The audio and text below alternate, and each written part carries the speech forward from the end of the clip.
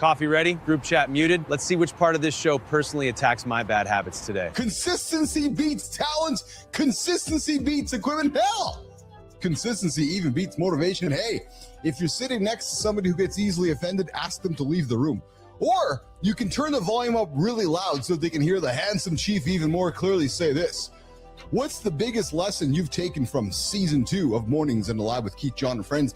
Mindset is everything. Yeah, because a bad mindset can turn free Wi-Fi and a good breakfast into a personal crisis. I changed how I think relationships matter more than hustle, or I finally started taking my health seriously. If somebody's been snoozing forever, guess what? You are now 10 hours and 21 minutes behind the person who's been getting up before you. Imagine losing 10 hours and 21 minutes to snooze like it is a part-time job with no benefits. Can you believe you've been laying there wasting 10 hours of your life?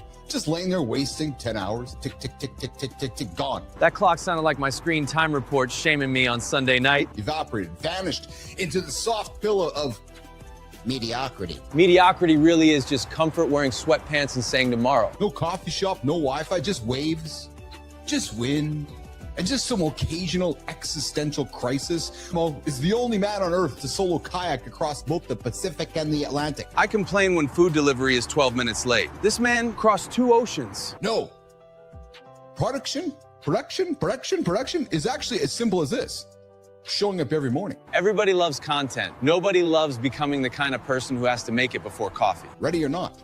Because your audience, your community, the people who are listening to you are waiting for you. That hits different when you know people are refreshing their morning like you refresh email and panic. So today we're going to talk about the reality of producing 700 plus episodes. 700 plus episodes means discipline stopped being a mood and became rent. Thousands of hours of live conversation and why consistency beats perfection and why the brands that win are the ones that become part of someone's, well, I've been talking about it ad nauseum, daily ritual. And of course, Community Corner, Maya Reyes has been getting after it. Emotional weight, physical stability, and financial structure coming up at the bottom of hour 2. So at 3:40 somewhat in the hour this morning, I'm scrambling for my eyes. This is the most real producer sentence ever spoken before sunrise. And I'm like, okay, there's a left eye. That one works. And then I found a right eye that's a prescription from about 3 years ago.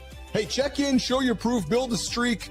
Create an accountability partner with us every single day. It's the way to hit your big goals because you know we're going to be up and after it. So you can get up, turn your phone on, tune into the show, 8 o'clock Eastern time, mitl.live. Check in, show your proof, build a streak. A streak is just boring discipline with a better logo. And you're like, hey, I got some dudes here that are getting up with me every single day. That is how habits stick now. Peer pressure with better lighting. I love it. Well, I love it. Oakdale Police Department. Yeah.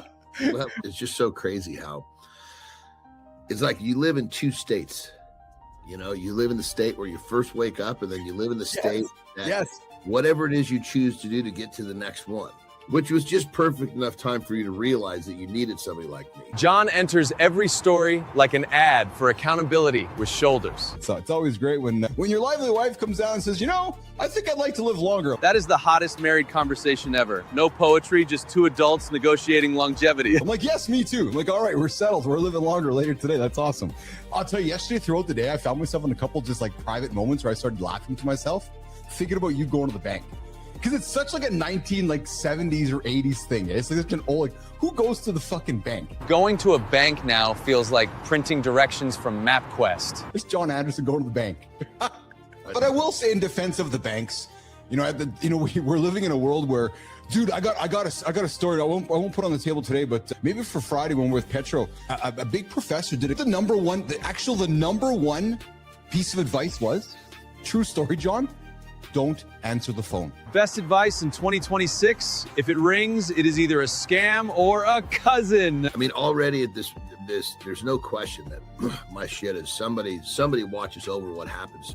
His devices know more about him than his doctor and half his friends. I go do a PayPal transaction. I'll get a fucking email. Your transaction did not go through. Please log into blah, blah, blah. So I empty my box today. I open up the bottoms. Holy shit, they're empty. So this morning I got one left eye in that's proper, and my right eye is probably from when I was 45. That contact situation felt like cleaning out the junk drawer of mortality. Unbelievable. The first one he's pulling out, what the fuck's he pulling out of there? Yeah. because they were discolored. They were fucking kind of yellow. No shit. Hey, listen, could you imagine sitting in a house, you and I just hanging out, just shooting the shit or having a coffee, and all of a sudden a fucking meteorite just crashes through the roof? So the crazy part is that it's an AI. Yeah. But men will still respond to it like it's not. Oh, dude. Unbelievable. Do you know how much tire dust we as humans are constantly actually accumulating in our lungs because all the tires on the roads that are, we can't even see the constant microparticles of rubber that are just constantly we're breathing in. It's actually quite fascinating when you think about this, right? And it's not so much the who's going to die from the blast, it's what happens after the blast and how that impacts everything around us, right? That is adult life. The blast is one problem. The fallout is your whole week. Well, perfect example.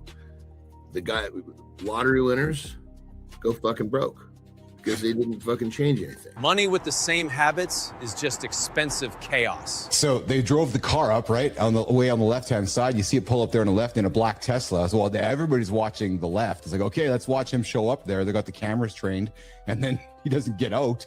Well, at the same time, the magician is bringing it all on the right. It's just total magic trick, Johnny. Magic, eh? Just simple magic. Are you that fucking guy when you're at a fucking movie theater? Punch.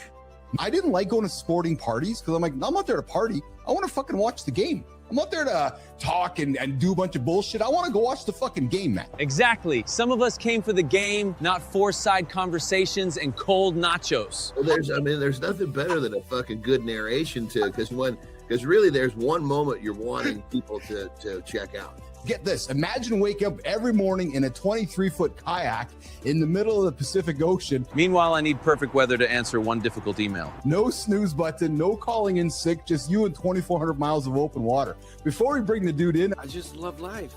I just want to experience everything that life can offer.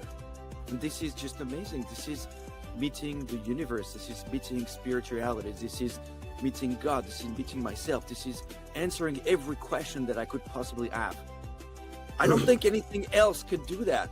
Nothing can prepare you to how strong, how big the ocean is, how gnarly it is. Yeah. Than putting your ass on the boat and going out there. Imagine being 3 months in the ocean. It just does whatever it wants. It doesn't care that you're on it, right? The ocean, deadlines, and rent all share that same energy. So it's up to me to be up to par. And then a year later, I would take on from same California coast all the way to Hawaii, and I would make it in 91 days. 91 days alone would make most people miss notifications. I'm 7 meters long, and container ships are 300 meters long. They go 20 knots. Like, I'm tiny. I moved here, had never kayaked before. What is it that happened to my mind that said, yeah, I think I can do this, right? Isn't it just amazing? And then I freaking did it 10 years later. I didn't see land in 3 months. I didn't see a human being. I didn't talk to it. Like, I couldn't step out of my kayak. That means I didn't walk for 3 months. I didn't even stand up for 3 months. And then that's when the magic happened, when there's things you can't control. And the only thing you can do is acceptance. Acceptance of your own vulnerability. Acceptance of, okay, what I control is tomorrow how much I'm going to paddle. There's something magical about it that, I mean, you just discover yourself. Like, it's a philosophical experience. It's a spiritual experience. So it's like, I want to do this. And it just comes to that inner fire just comes to a point where I just got to do it.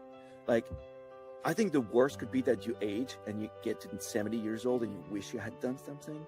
Everything scares me. Everything scares me. So fear should not paralyze you, right? But it should just give you an information. The fear and all the emotions, happiness, sadness, are just the senses of the mind. It's giving you the bath you haven't had in 45 days. Dude, on paper, it's exceptional. But here's the honest question for you. When was the last time you looked in your own mirror and you felt like maybe you were a failure?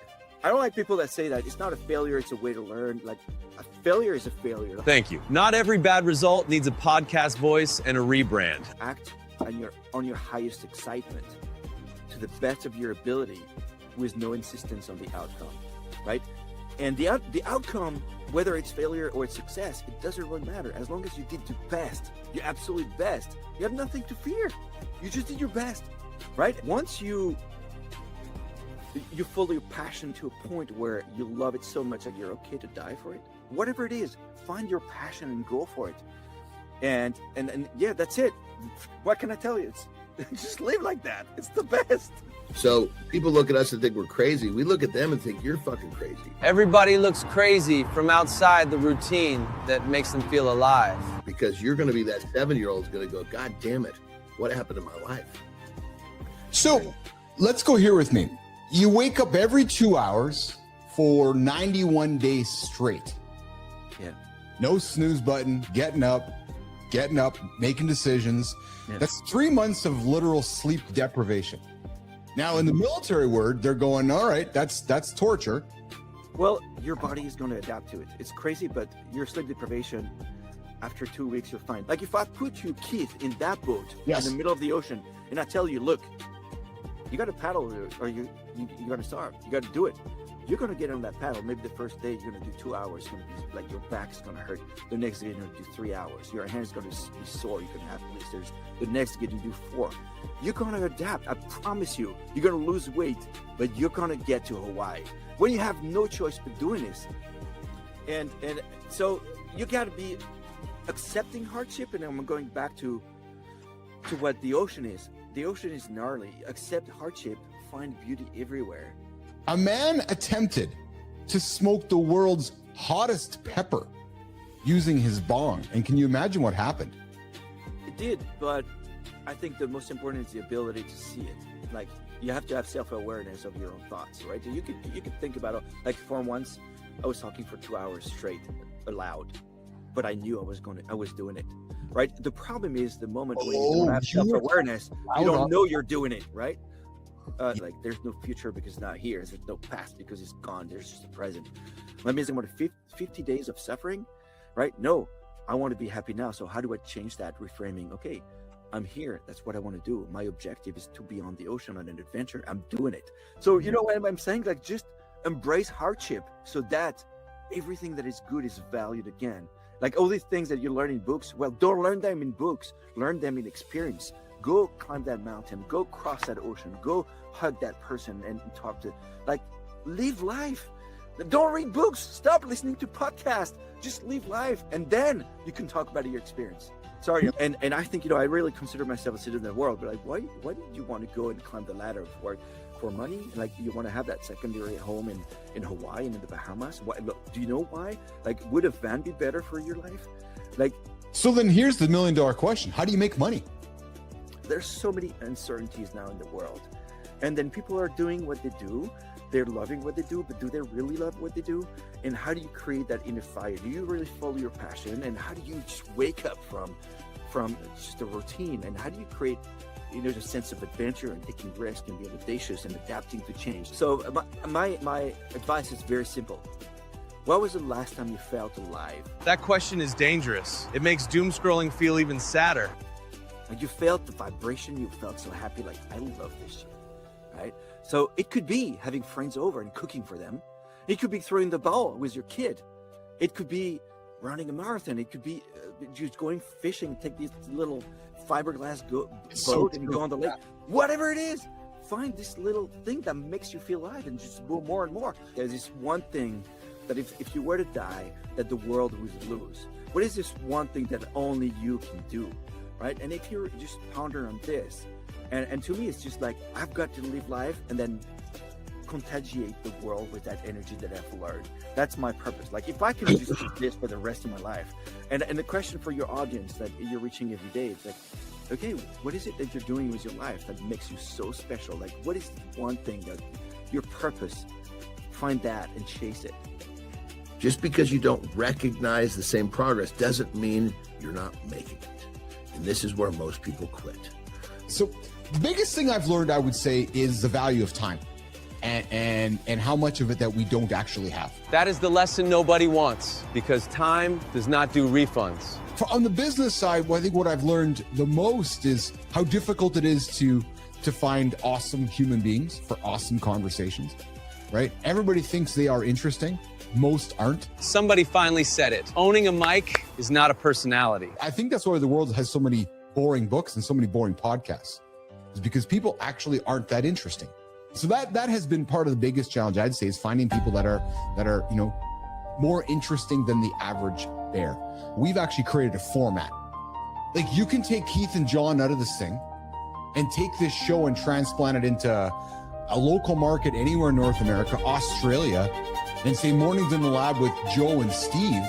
We got all of our characters, all of our content, and it's just transplanting Keith and John out of it and having a different host. When I started this journey, this is really what I wanted to get to. I didn't want to be like a solopreneur type thing. I wanted to get to a place where you and I could step out, or I could put a co-host next to you and this thing operates on its own. Or like you've said before, when you had your gym, you could be away from the gym and it was still operating on its own. That's when you're building a legitimate business. I spend more time with John than anybody else in my life, 2 hours every single day, and I love it. And I said to her, I said, actually, no, that's what I love about you. And I think it's the same way, right? It's like to me, I'm learning, John, it maybe it's taking me like, the quirks are part of the love. Right? Like it's the things that drive somebody nuts about something is why you love them. That if you really love someone, you accept them. You are so fucking reliable. Period. Being reliable is sexy once life gets expensive. The production trick is being consistent every single day. That is the part people skip while shopping for shortcuts on YouTube. We get up and we give you some nuggets to start your day. We give you motivating content to start your day. We give you engaging conversation to start your day. And we find interesting stories to help you get your day started so that you can go to your meetings. Yeah.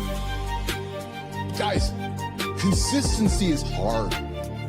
It's the hardest fucking thing you will ever do. And I'm observing how hard it is for many folks. If you want to move the fucking dial in your life or move the dial on what you're building, consistency is the hardest thing. It becomes the product. So let me tell you what 700 plus consecutive live episodes actually looks like. You're looking at it. No fancy studio. No teleprompter. I got no crew in my headset sprinting around like it's ESPN all over the place. Nope. I'm just here in Headingley, Manitoba, Canada, doing the same thing day after day after day. And here's what surprises people. What you guys see is the production. But the production is the preparation, which it seems that that's where complacency sets in with so many people at the absolute end of the day. Consistency is the product. Consistency is your product. Think about that, nation. I don't care if you're selling coaching services. I don't care if you're selling morning shows. I don't care if you're selling widgets. I don't care if you're selling coaching services. All you motherfuckers out there are not consistent. And when consistency becomes your product, you immediately beat your competition because you're consistent. Audiences, they don't want all three. What they ultimately want is they want your consistency, which is ultimately your product. Are you consistently delivering a good meal? Are you consistently delivering a good service? Because those audiences that you're building, they don't form around inconsistency. They form around events of consistency. They form around reliability because you can't manufacture this. Exactly. Trust is earned, not filtered. Full show is up next, so quit scrolling and clock in.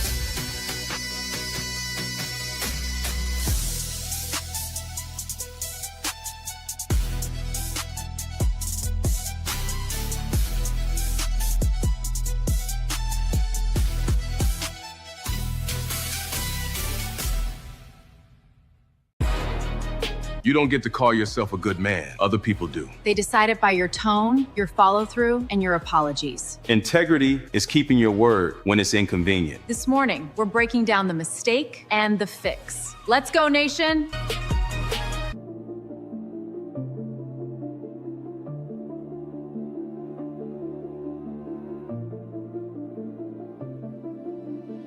Good morning and welcome back to Mornings in the Lab with Keith, John, and friends. Your live morning show for real talk, motivating content, and entertaining conversation designed to help you start your day with some momentum. It's like a movie, but it's our movie. We're the director, we're the fucking writers. Yeah, true story. Can you become something they notice when you're missing? Because that, my friends, is a much, much harder game to build.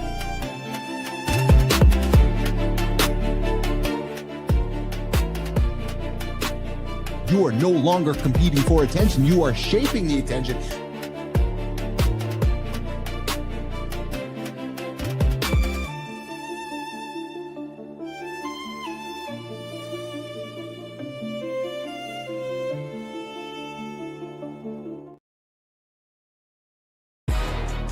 You don't get to call yourself a good man. Other people do. They decide it by your tone, your follow-through, and your apologies. Integrity is keeping your word when it's inconvenient. This morning, we're breaking down the mistake and the fix. Let's go, nation!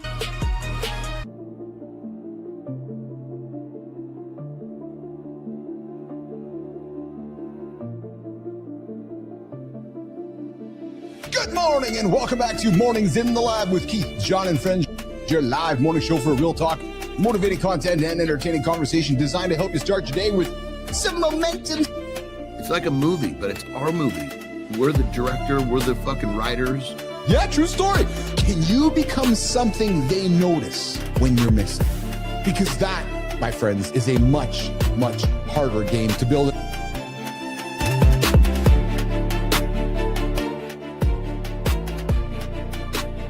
You are no longer competing for attention. You are shaping the attention.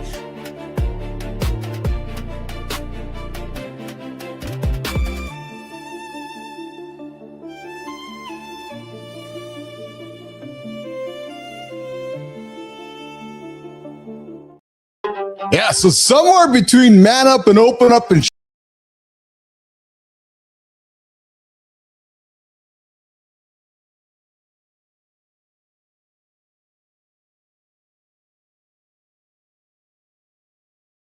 the internet version, not the politician version, no one. The real one, but first, welcome back to where you at? Mornings in the Lab with Keith, John, and friends, your live morning show experience built for real talk, entertaining conversations, and content to help you start your day with momentum, clarity, and maybe a few laughs before the caffeine fully kicks in. Hey team, our comments are empty this morning, guys. We want to get some comments up there for everybody. Welcoming everybody into the show this morning. Hey, you guys can come see us in the Mornings in the Lab community. And quick reminder for anybody new to the show, this is an R-rated experience. Drop a few F-bombs, B-bombs, S-bombs, and occasionally the truth bomb. That's going to make somebody uncomfortable before breakfast. So if you are easily offended, you might not like what you are hearing on the show. So, and if you're lurking out there this morning, good morning, Holroyd. Good morning, Holroyd. Good morning, Holroyd. Good morning, Sullivan. Hey, Sully, I saw your comments this morning. And hang tight here, guys. I'm just calling out my crew here. There we go. Cool. Hey, guys, we got to get some comments in the chat there, team. We got to get the comments in the chat. We got to warm up the chat. We got to bring everybody into the chat. Sylvan, Holroyd, Cheryl, good morning, everybody. Yes. And hey, what defines a good man in 2026? Being a present father and a partner, having integrity, providing and protecting. And today's question to the nation is this: who is the man you looked up to, growing up to, and would you still call him a good man today? Accountability checking, you guys. Hey, if you're snoozing all along, you are now 10 hours and 30 minutes of your life gone. Not resting, not recovering, just negotiating with your alarm clock. So stop hitting the snooze button or stay mediocre. Yes, we are your daily live accountability partner. Hey guys, what's ahead in today's show? Hour one, the morning loop. Yes. Hey guys, some guys are using ChatGPT for divorce. the mistake that can cost you everything. Hey, current conversations, Ozempic might be eating your bones. Hey, we got a bunch of things in the show today. I'm not going to bother going through them right now because we got a bunch of stuff happening, a lot of moving parts on the show here today. We're going to bring them up as the show goes on and so forth. So, hey, guys, we're going to get after it. We're going to get the show rocking and rolling right now. It's going to happen right now, starting this second, because guess what? The morning loop, it starts right now. Season 2 ended yesterday because Season 3 didn't come here to repeat it. We kept the pieces that hit, cut the parts that drag. What's coming now moves faster and lands harder. And that's great news for the audience. More surprises, better chaos, way less of us pretending to behave. Season 3 gets sharper. Bigger conversations, better swings, and a few turns you won't see coming. So if you thought you already had this show figured out, perfect. That makes what's next even more fun. New season, new pressure, new toys to play with. We're not easing in. We're opening the door and stepping on it. Season 3 gets sharper. Bigger conversations, better swings, and a few turns you won't see coming. Season 3 starts today. More heat, more surprises, more reasons to keep watching. Let's get to work.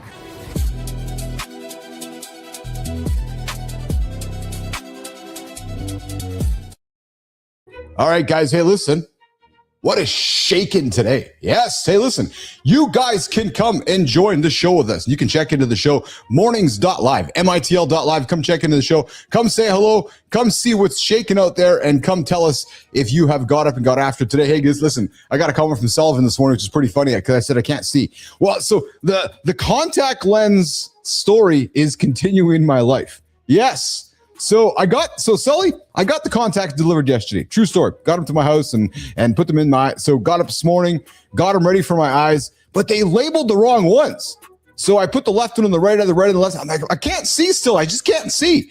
And then I changed them and I'm still like, these still aren't right. So I got to make some phone calls today. I'm having a little bit of trouble seeing what's over there, but I can still see you all over here.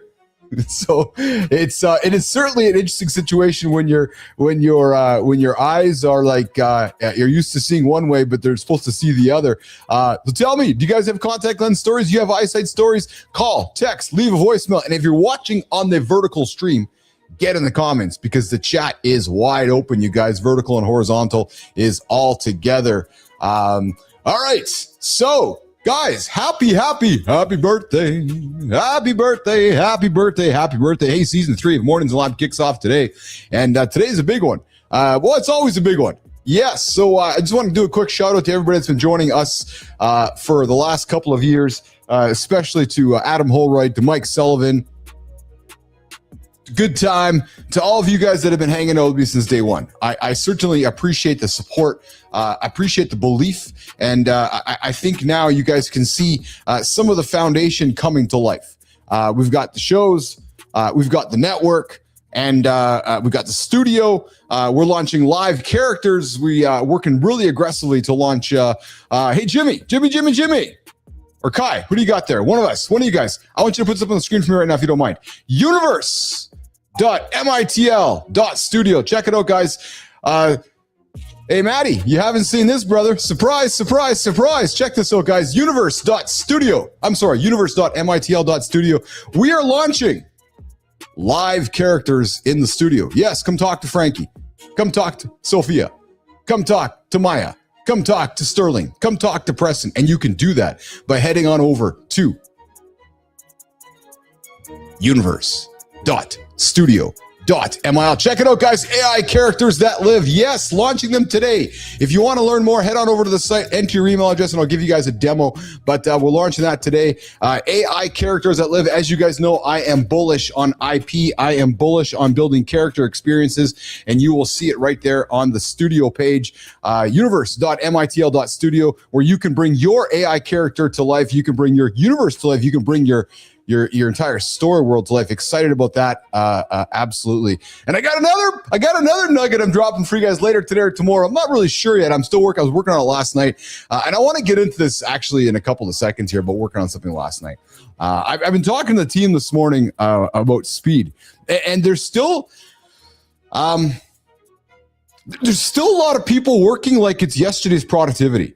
And once you experience superpower abilities using some of these tools, you quickly recognize how slow everybody else is going. And I think this is where folks are really going to get left behind. is that when I, and I did it last night, actually, true story. Kai, put that page up if you don't mind again. That app that I just talked to you guys about, universe.mitl.studio, that would have took me probably 2 to 3 weeks to build in the past. True story, if not longer, actually. It's sophisticated, it's deep, and so forth. I built it in 3 hours last night. 3 hours published, secure, it's out and live and ready to rock and roll. Yet I was talking to a fellow today and he's like, oh yeah, it's going to probably be a couple weeks. I'm like, dude, no, it's just not the world anymore. And for guys like myself that know how to play with tomorrow's rules, I really don't have time for people that are stuck on yesterday's rules. I actually don't, because I'm learning really quickly that it's not a good use of my time. Because once you put the exoskeleton on, and once you can walk up the mountain in 3 seconds instead of 3 minutes or 3 hours, you're like, okay, all right, all you guys walking up in the and not, you guys are all raw. You guys are just too slow.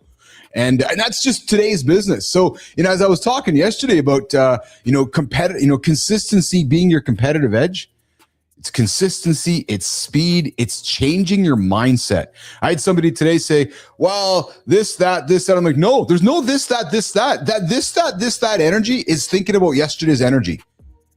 And I don't have time for it, actually. So, universe.mitl.studio is where you will find AI characters that live. We are launching them here on the Mornings in the Lab Live network along the way. And I wonder if it's live, actually. Jimmy, Kai, I might have it live here. Give me a second here, because I got something else that I'm going to rock and roll with you guys here too. And ideally, it will work for us. And if it doesn't, we'll have to wait till tomorrow. But I'm also working on something that I think y'all are going to be pretty excited about. And it involves sports. Yep, true story. Imagine if you had just correspondents from around the planet that were part of the Mornings in the Lab network. Just imagine that. I can. Oh yeah. Imagine rebuilding ESPN or CNN or building something just in the box. And then all of a sudden it's just there. You're like, hey, where did all those humans come from? Well, I'll tell you. I'll tell you, I got some fun stuff to launch here in the coming, I'm hoping tomorrow. I'm hoping something special to show more tomorrow. But listen, before we do that, I see that guy just sitting there patiently. Hey, Kai, do you see him? I see him. Let's, how's he getting in here today?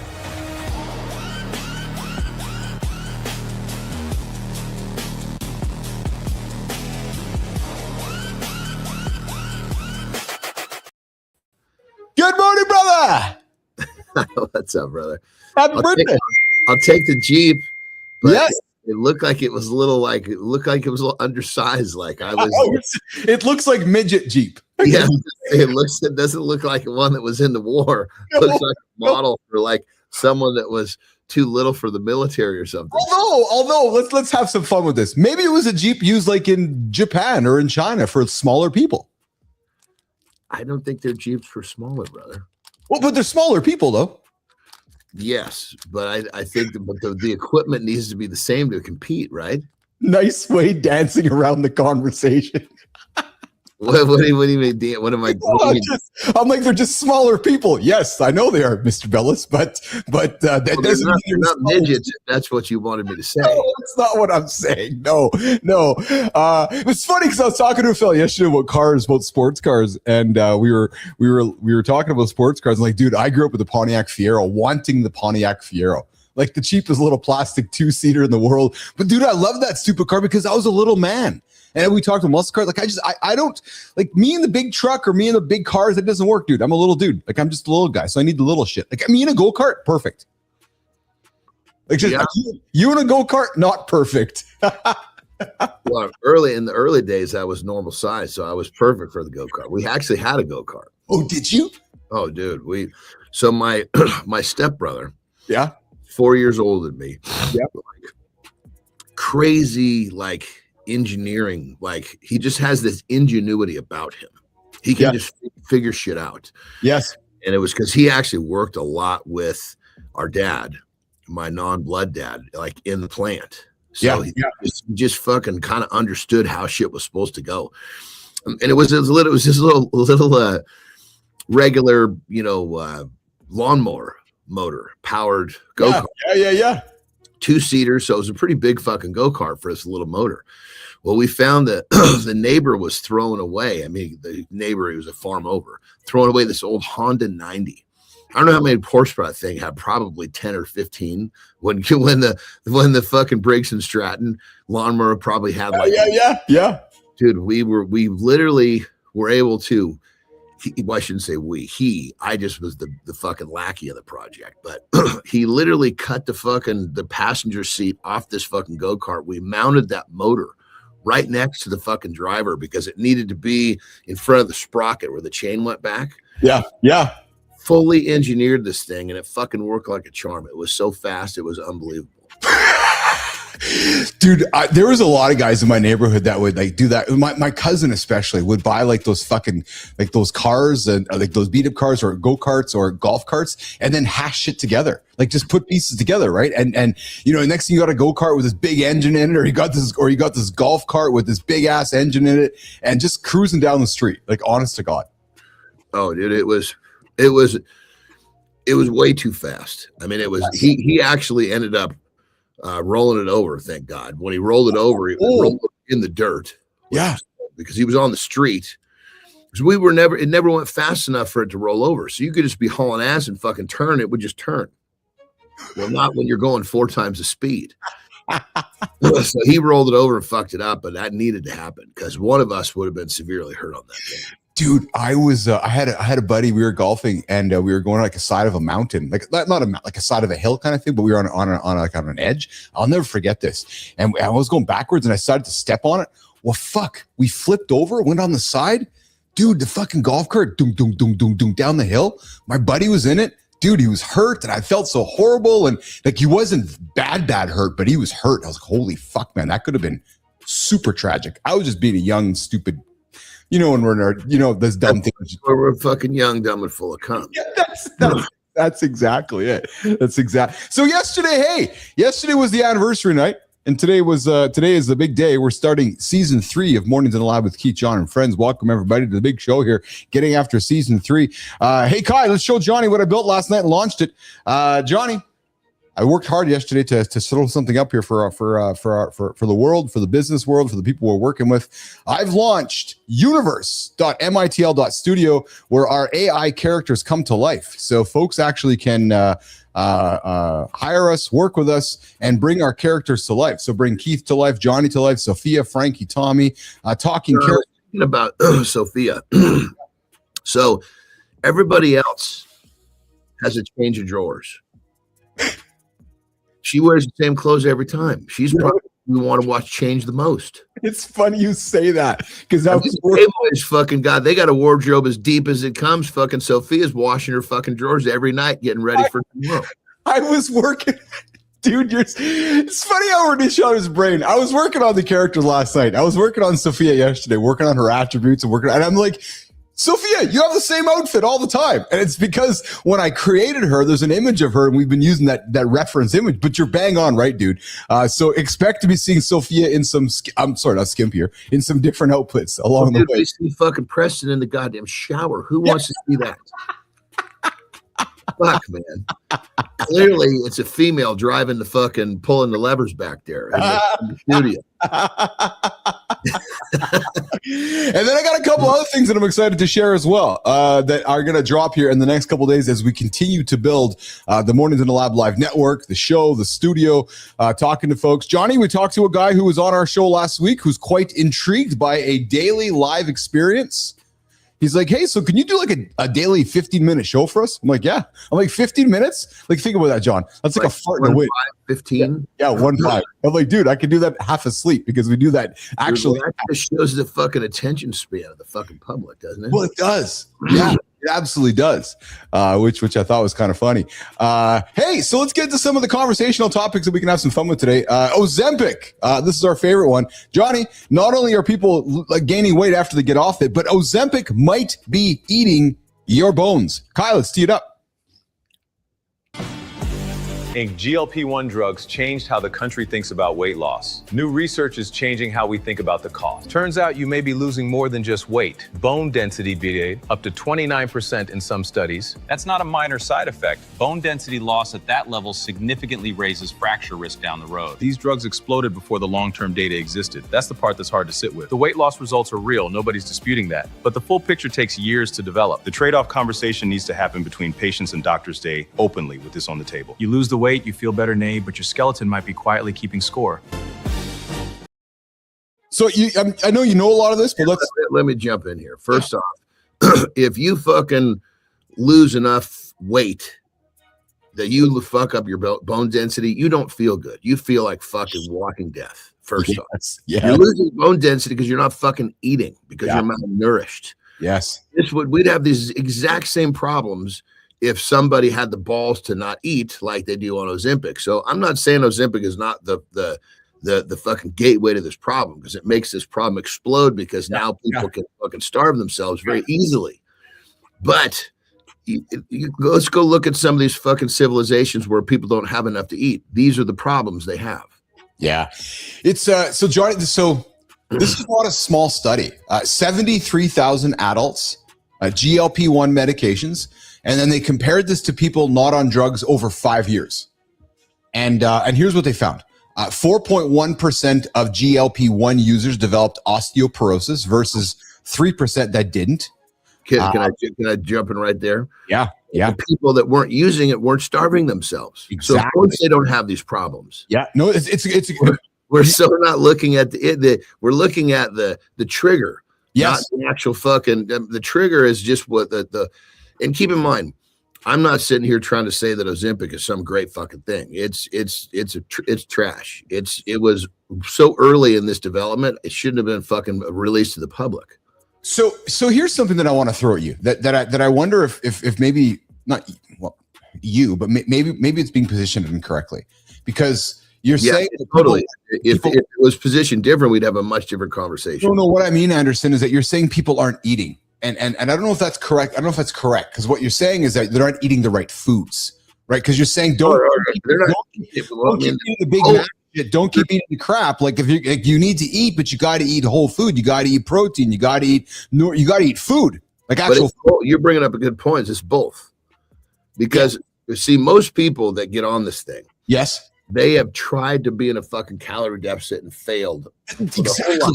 Yes. So now they think, oh my God, I'm not eating, I'm winning. Yes. First victory. So all they care about is not eating. Then when they do finally flip out and have to have something to eat, it's the wrong food. But remember, they think they're winning because they're not eating. Correct. So you're correct, but that's the second stage in the problem. Yeah. It's and then Johnny, gout. So we talked about gout on the show, right? And especially guys in our demographic. Johnny, gout rates were higher too, 7.4% versus 6.2. So I'm sorry, 6.6. Again, just eating raw, so not eating the right foods, right? And then osteomalacia, which is bone softening. John, 2.5 times more common in GLP users than others. And then lastly, a separate study, Anderson, followed 46,000 adults with type 2 diabetes and found GLP-1 users had an 11% higher risk of fragility fractures.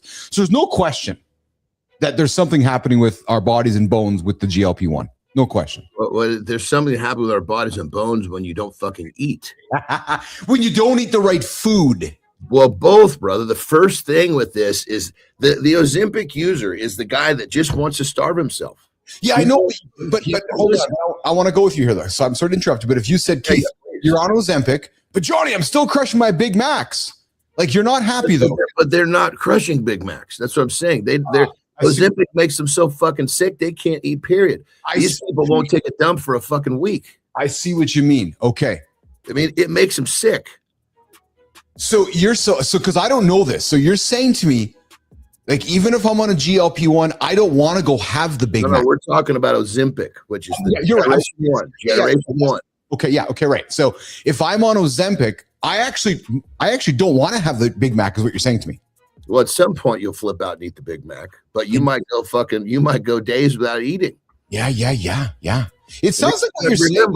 In their minds, they think they're winning. Yeah, I get it. It sounds like Oh, I'm fasting. I've never been able to fast for 2 days before.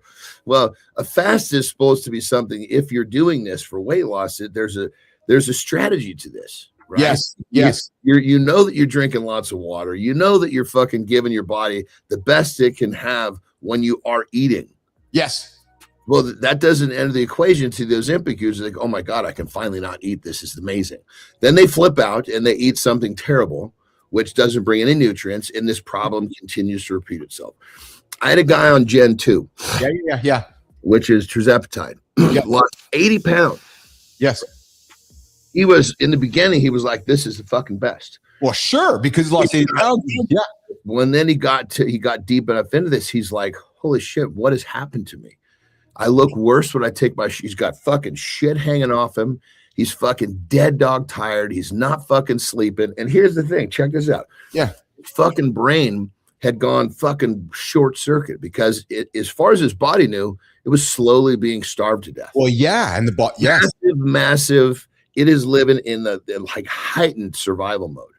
His brain would tell him, if you go up those steps, you'll have a heart attack. If you cross that street, a bus will magically appear and run you over. Yeah. This guy was like fucking like out there.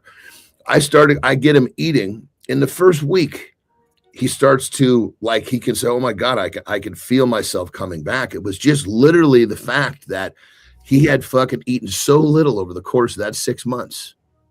Let me ask you this then. So we did Ozempic, version 1, GLPs, tirzepatide version 2. Now we've been talking, and actually, Kai, let's get Kai. There's a conversation started with Huberman and peptides. Let's get that one started for next. Then we get number 3 around the corner with retatrutide. John, why? So I guess I know the obvious answer to this, but I need to ask it.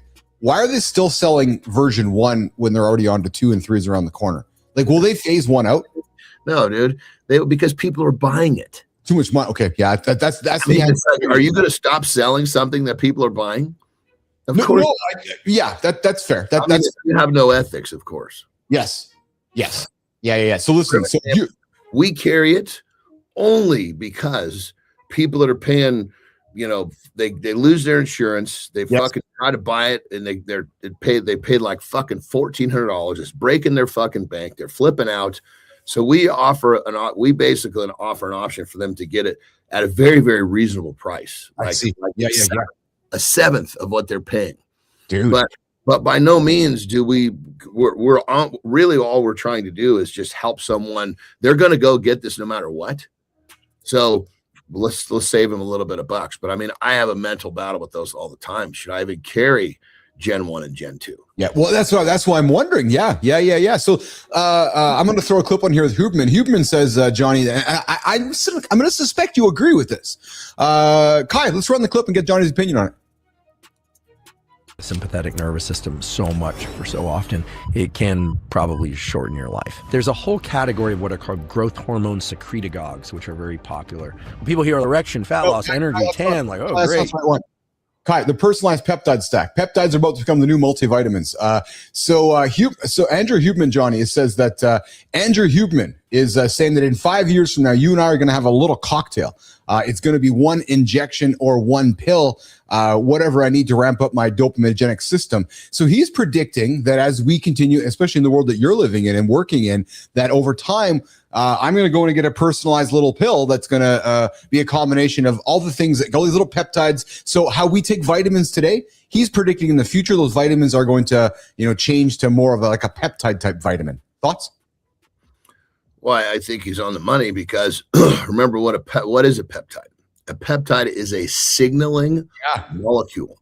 Yes. Which means it's going in and it's saying, hey, pituitary gland, remember the great job you did when we were 20 years younger? Let's do it like that again. Yes. And boom, you raised your pituitary gland comes back to life. Yeah. You can do that there. I mean, fuck, I think I can't even remember the numbers now. They're discovering these things fucking left and right. There's well over 10,000 that have been identified. And we have probably, less than 1,000 that we've actually brought to the market even on a research basis. This seems so obvious to me. Like this just seems like it's a no-brainer. Like when I heard his clip, I'm like, oh, of course it is. Because if we think about it, vitamins were the advent of modern medicine as modern medicine started coming to life, right? We got vitamins, right? Yeah. So, right. And then money follows that, right? So we were joking yesterday about Eli and Retatrutide. So, we saw that, and it's clear to me that as we go through the next 3 to 5 years, this becomes packaged into the next version of a vitamin.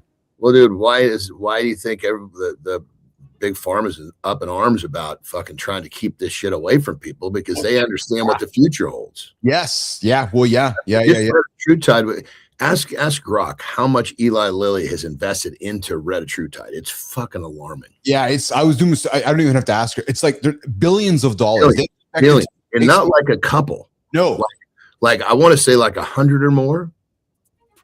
They're like huge. No, they expect it to be a $1 trillion+ drug. Yeah. Oh yeah. Yeah.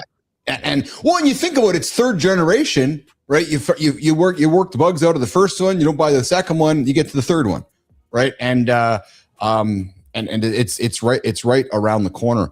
Hey, speaking around the corner, hey Kai, let's get some words of wisdom out there from the guy named Kobe. The storm always ends. And what I like about this one, especially on a day we're talking about today, our 3rd anniversary of Mornings in the Lab, Keith and John starting year number 3. He says, always keep going because the storm eventually ends. Let's hear from Kobe. To always keep going. Always. I've come to find out is that, no matter what happens, the storm eventually ends. And when the storm does end, you want to make sure that you're ready. And so I've really learned to put one foot in front of the other, good, bad, or indifferent, because eventually that storm passes.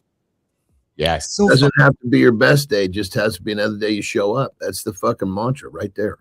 I had a monologue yesterday, and I gave people this little tip, Johnny. And I had a few people come to me yesterday and send me some text saying, "Wow, you dropped a nugget," and it was as simple as this. And you'll appreciate, because this is you. It's me too. Consistency is our competitive edge. Because most people aren't consistent. That's exactly what Brady said. All you have to be is what everybody else is not. Yeah. This was the first thing out of his mouth. It's exactly, and the same thing with Kobe, right? So you think about the storm, right? We both lived on the planet long enough that storms do end. They're not forever. Even if they're going to be fucking a year, there might not be two. So it's just a matter of riding that out. But I love that because it's being consistent. Always keep going. And if you can outlast the guy next to you, and we've had enough people on this show, right? Honest to God, that live by that mantra. Well, let's use those two guys, Brady and Kobe, for an example. And this is their words, not mine. Yeah. Kobe say, I'm fast, but not really fast. I can jump, but not the highest. So I had to overcome all of these things that were basically he overcame with hard work. Brady was never it was slow as molasses. Yeah. Career. Yeah. But enough, he actually he improved his 40 time from 26 to 46. Yes. Didn't you say he's faster now than he was just slightly? Yes. That's incredible to me, man. But the point of being is these guys, they weren't the fucking the athlete that just seemed like they were created in a test tube. Yeah. Yes. They basically they did it themselves. You're going to appreciate this then, because I know how much you enjoy people who are doing just extreme things that are awesome because they get up and get after it. Check out this Paralympic high jumper, Lucas Mamkraz, committed. Check this out, dude. This is fucking awesome. Paralympic, no excuses, Anderson. He doesn't even have that leg is like non-existent. Nothing there. Watch this. Oh Jesus, he's going to go with one. Good night.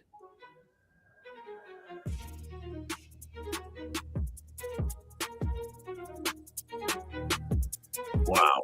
Don't tell me you can't do anything. Honest to God, Anderson, well, just it shows that fucking leg is adapted. I know, right? Holy Christ.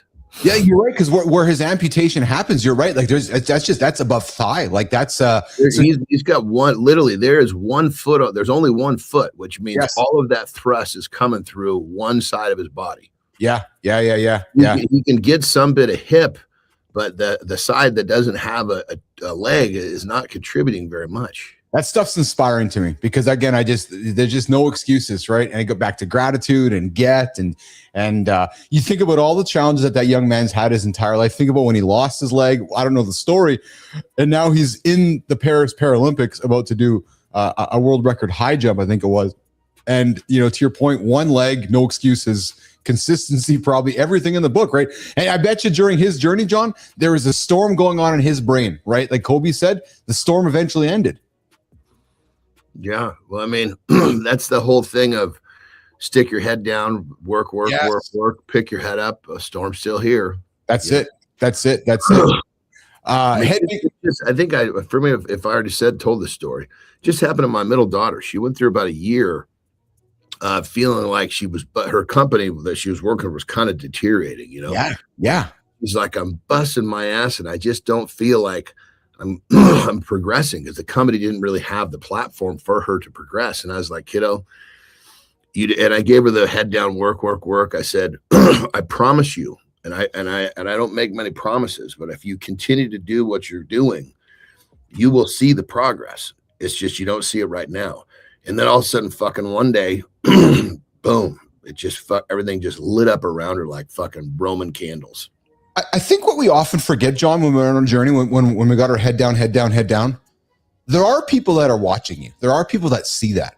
And there are people that observe. They might not say nothing, but there are people that see. For example, like I can see the people around me that are fucking putting the work in. Just like I can see the ones that aren't putting the work in. And you can see. You know what I mean by it?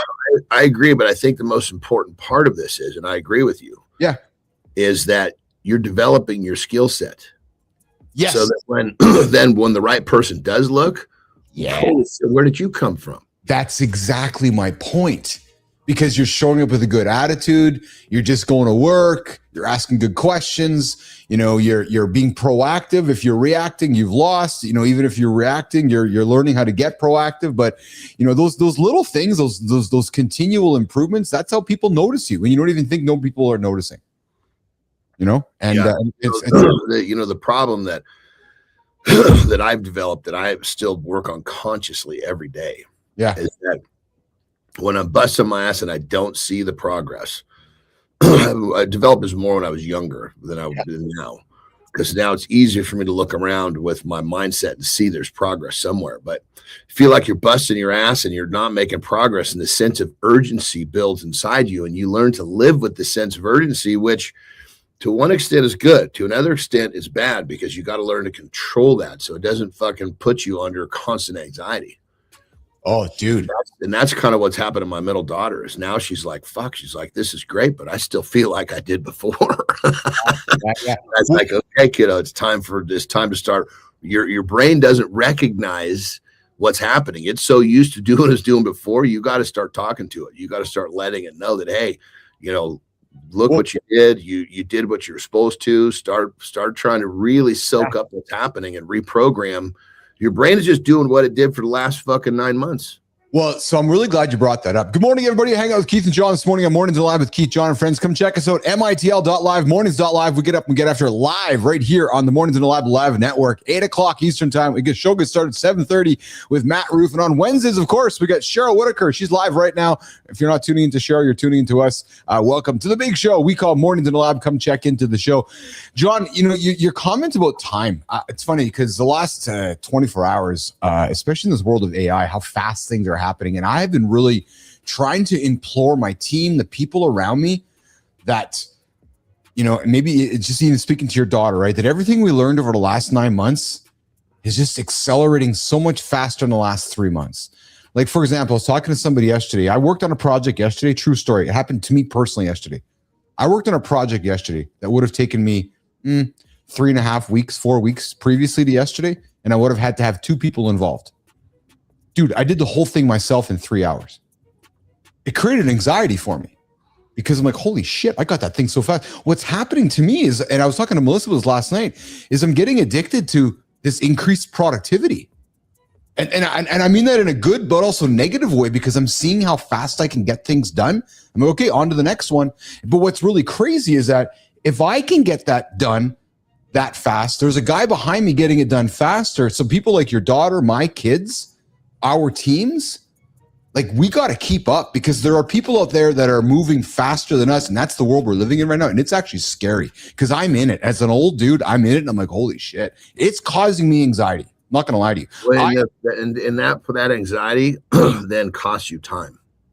It does. It's a new kind of anxiety. Me too. I'm not excluding myself from this conversation. No, dude, you're right. You're absolutely right. And because I've been having, so okay, yesterday, yesterday a young fellow, we had a conversation. He's moved on. We've moved on separately, and not because he wasn't doing good work, but because the skills that he was delivering to us were replaced by 2 AI agents. So now I have a human on my team that lost a human, but inherited 2 AI agents. That's a whole other discussion now too, right? Because it's like, what's the impact on the company when you're removing humans to replace with AI and they go faster? And I'm not saying it's a right or wrong, but we're seeing some new societal things, I think, happen inside. We're going to start seeing these things happen in work, right? And because I'm right in the middle of it.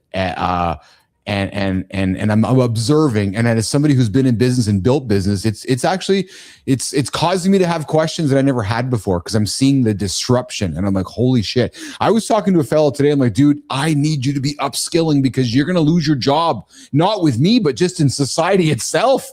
And I'm trying to give you every olive branch possible to succeed. So don't misunderstand what I'm saying right now. Johnny, it's scary, man. Did you literally say to him, I need you to? Yeah, I did. I said, I need you to. So maybe I'm just thinking of, because, me, I'm kind of a wordsmith. Yeah. It's what you need to do this because your future is in jeopardy. Yeah, dude, Johnny, you're bang on, man. And I've been framing it both ways. Like I had a conversation with a fellow this morning. I said, you need to continue upskilling yourself because you're not going to have a job if you don't. But then I said to him, it says, on behalf of this company, I need you also, right? Because I consider myself a very fair, like you leader boss, and I want to have everybody succeed. I'm just trying to give everybody the signs like, dude, I'm walking you to the water. If you don't want to drink the water, I can't make you drink it. Yeah. Like you need to do this, but I need you to do this so you can keep your position. Yeah. I guess if it's framed properly, that's because people are so fucking tired of hearing other people tell them what they need to do.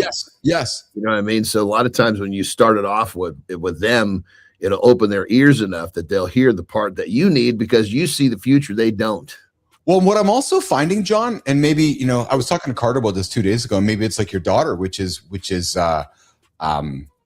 we were trained a certain way over the last year, and that last year is rapidly evaporating because that training is being taught. It's different training now.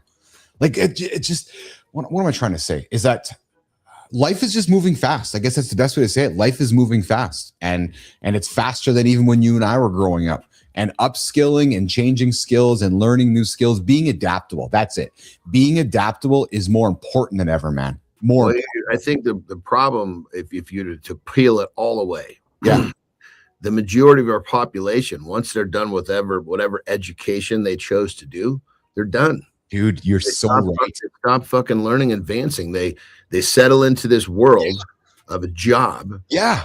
And nothing fucking changes, but the world changes around them. Yes. And it's okay. I got the job. Check the box. I'm happy now. Dude, I got great benefits. Yes. But there's and this is why I've been so passionate with I've been trying to just scream from the rooftops because Anderson, there's a 25-year-old kid right now that's built something that's going to come knock on that 45-year-old guy's door and go, dude, you're doing that skill that you've been doing for the last 30 years and you haven't learned anything new. Well, you don't have a job anymore. And that's just part of, it's happening quick, man.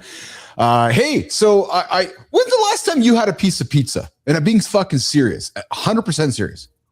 It wasn't that long ago. I didn't have a whole piece, because it was, actually I did have it was a slice, but I cut the slice, lengthwise. So it was like a thin slice. Yeah. Because it was, I'm talking about eating the crust because dude, it was in a Christmas scenario. Yeah. It was my brother-in-law's brother. Yes. Yes. My brother-in-law's, whatever the fuck it was, couple of discs.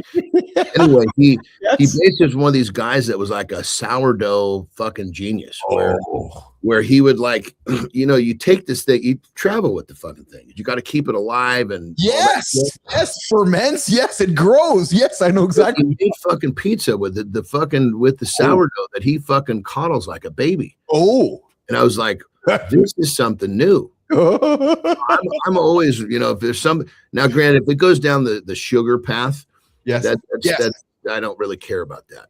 But like sourdough, that's kind of intriguing to me. Like, so I was like, me too. So, dude, I gotta tell you, I mean, forget the fucking pizza part. Just the fucking crust. It was like, what the fuck is this?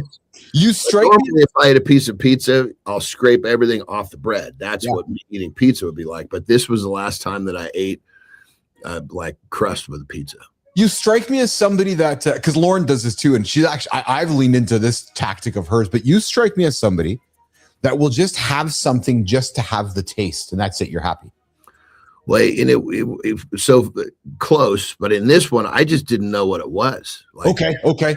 Brand new experience. So in a brand new experience setting, so what I ate is I ate pretty much what I was going to eat. Yes. So then, my food was out of the way. Then I had a little bit to have the experience. Yes.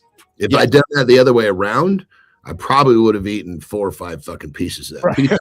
Right. But you do strike me as somebody who will be like, use the word experience. Okay, I want to experience the flavor of that, just the flavor to wet my palate, but that's all I need. So for example, Lauren's like, I don't want to have a piece of cake. I see Keith's having a piece of cake. I just want to have it, I want to wet my palate.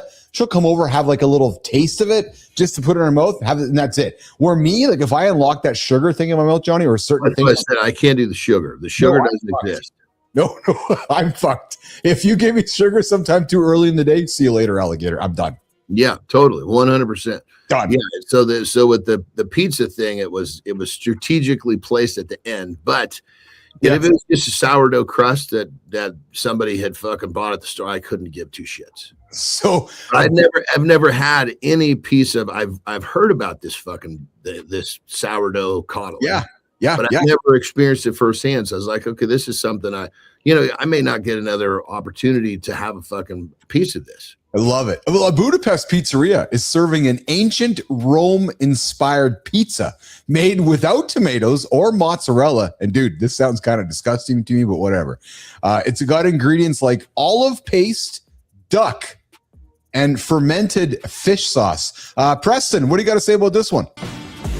Someone in Budapest just made a pizza from a 2,000-year-old Roman recipe. No sauce, no mozzarella, so basically not pizza. Olive oil, dark olive paste, fermented fish sauce, and duck. That's the whole thing. Fermented fish sauce on a flatbread. The Romans were either geniuses or deeply unsupervised. Apparently it tastes incredible. People who tried it kept ordering more. That tracks. Sometimes the thing that sounds wrong turns out to be the thing. 2,000 years later, a Budapest kitchen is the one that finally gave it a fair shot. History's full of good ideas that just needed someone willing to smell it first.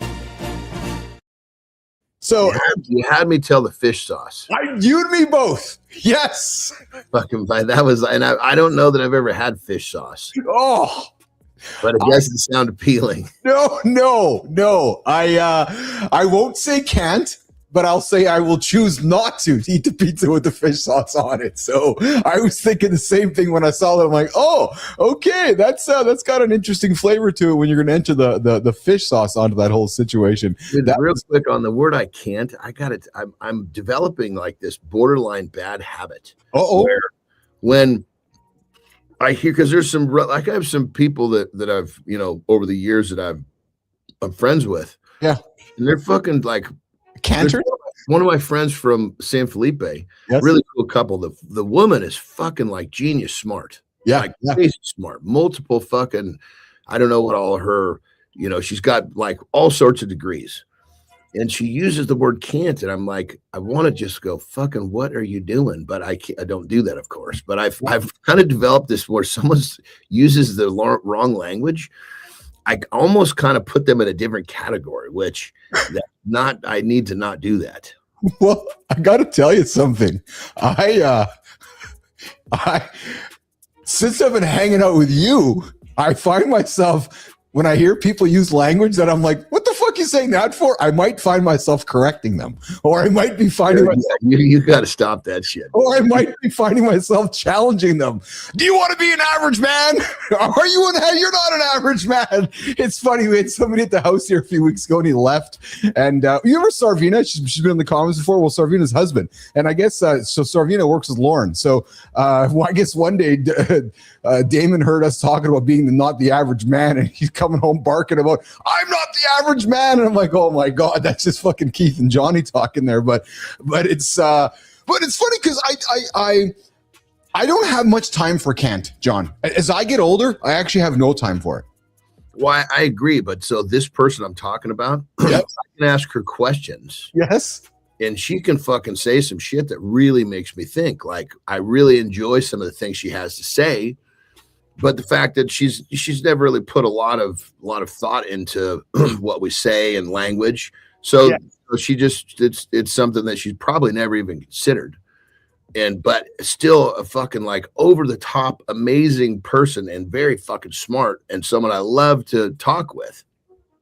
But I hear that fucking word can't just fucking cringe in the middle of, I wonder if it's so let's just lean into it a second. I wonder if that's like is it a habitual thing? Is it a taught pattern? Is it people? It's a phrase. I can't. It's just like I don't want to is what they're saying. I guess so. Yeah. It's funny because most of I can'ts is you could be easily replaced with I choose not to, I don't want to, I don't like that. Yeah. The majority of them, like 90+%.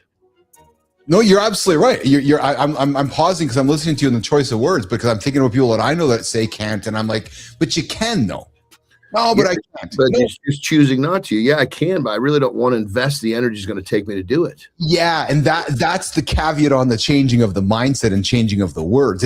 And then you're actually encouraging somebody to acknowledge that. Okay, yeah. Well, yeah, you're right, Billis. I guess I'm choosing not to.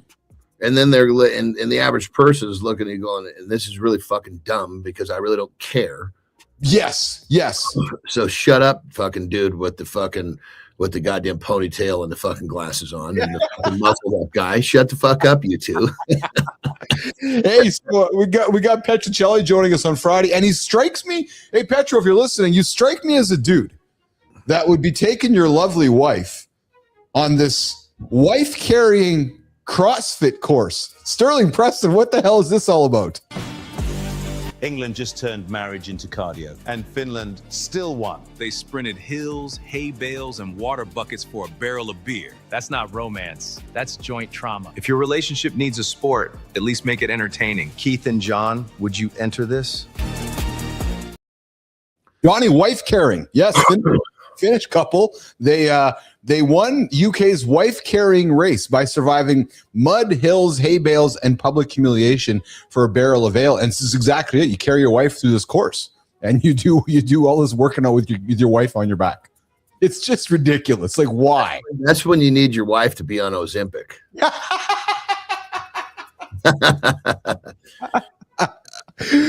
Oh my God! Yeah, I've always had this thing. Once I really fucking became a big dude, yeah. I've always had this thing of, and to a certain, it's a little bit of a joke, but there's some truth to it. Yes. Like, how much do you weigh? And of course, most females are like, they don't want to answer that question. I'm like, if you're not fucking crossing the 150-pound barrier, I don't know that we got a future. Well, this one here was a 380-meter course. It had hills, low hay bales, and buckets of water thrown at competitors. And I don't know what the point of it was, but it was a fun competition. That it sounds like a wheelbarrow race or something. That's exactly what it is. Yeah, that's. I mean, they're winning a fucking barrel of ale. Sakes. Yeah, well, and I will offer this because we joke often that people need to get up off the couch and get moving. Hey, if this gets somebody off the couch and moving, that's a good piece. That's a good story, right? That's the whole point of it, right? So yeah. That's what we like to do here. So that's funny, man. Hey, listen, what do I got here? I want one more thing here. Remember we had a guy yesterday, 2 days ago, running Death Valley. Well, listen, I've never seen this before, and not many people have. Now, you when you go to Vegas, do you guys drive by near Death Valley, through around it? Familiar? Dude, I pay so little attention to what's around us as I'm fucking crushing. You're just fucking working your head down. A little office for me, dude. Yeah. Well, Terry's working away, your head's down, just fucking getting after it, aren't you? Yeah, I mean, it's very little distraction. It's fucking great. Hey, Kai, let's throw the trending topic on the screen here today. Let's get after our trending topic this morning and open up that conversation. A guy... Didn't Death Valley fucking, when all that rain hit, didn't fucking Death Valley turn into a big fucking lake? I believe it did. Yeah. Hey, Kai, throw that one on screen. Yes, you're absolutely right. Good one. Yes, so Kai... Death Valley is covered in wildflowers right now. Gold and purple, wall to wall. Yeah. Death Valley, the one named after dying. Seeds that sat dormant for decades and some maybe longer finally got exactly the rain they needed. They were just down there, waiting, not giving up, not in a hurry. One good season, and the whole floor of the valley changes color overnight. That's either deeply hopeful or the most patient thing I've ever heard about. The conditions just have to be right. Some things can't be rushed into blooming. Noted. I'm choosing to apply that personally and moving on. Funny how you notice that, because that was actually a thing, because it's never a thing out there. It's never a thing out there. But it was actually a pretty big thing. Seeds from species like desert gold, sand, verbena, they were lying dormant for years. And then all of a sudden rain came, and then boom, it just turned into this colorful world. Well, at some point, that was, by looking at it, and forgive me, I'm not a fucking, this is not my specialty, but I believe it was once a big fucking lake at one point. Yeah. Well, and here's a good reason. Back to Kobe's comment, the storm always ends, right? So the storm being the dryness. It was just Death Valley is dry. It's dry. It's a storm of dryness. And then eventually it ends. And look what happens. A bunch of blooming happens, right? So that analogy of putting in the work, planting the seeds, put the work, plant seeds. Those seeds may sit dormant for years. You might be in the gym working your ass off dormant for years. And then something happens. The seed blooms. And next thing you know, somebody says you're an overnight success. It's the exact same thing. Oh, you planted the seed last night? Fuck no. These dormant seeds have been sitting here for years and years and years. Mother Nature just decided to water them, and now here's what we got. That's really what happened. And this is really cool when these Mother Nature things happen. Because we have a real picture of what it looks like. I think you're seeing some of it here. Yeah, no, that's just some visual stuff here, but I'm sure we can probably find something with that to show it up there. It would be a trip to be able to actually see, like, 'cause it's fucking huge, in terms of the flat. That's a big flat land, right? Oh yeah, absolutely. It's crazy to actually see that thing covered in flowers. That's not something that our lifetime has never seen. No, exactly. Good morning, everybody. You're hanging out with Keith and John this morning on Mornings in the Lab. Our third year. We're getting after our third year starting today. We started this show back on March 11, 2024. Johnny and Keith got together middle of 2025, and we are celebrating the start of year 3, the big year 3 on the big show, Mornings in the Lab with Keith, John, and friends. Of course, Cheryl Whitaker is live right now. I expect her to be launching into the lab here in the next probably, 15, 20 minutes or so. She'll pop in to say hello. But we're going to do a lifestyle tip with Anderson. We're going to reset hour 2. We're going to come back on hour 2. We're going to get into what is a good man like in 2026, plus a bunch of other topics I got on the table as we keep the show rolling this morning on Mornings in the Lab with Keith, John, and friends. John, did you have something you want to say there? No, I'm just getting ready to lean into my tip. Let's do it. Lifestyle tip with Anderson. Come back, reset hour 2 on the big show, Mornings in the Lab with Keith, John, and friends. Let's do it, Kai.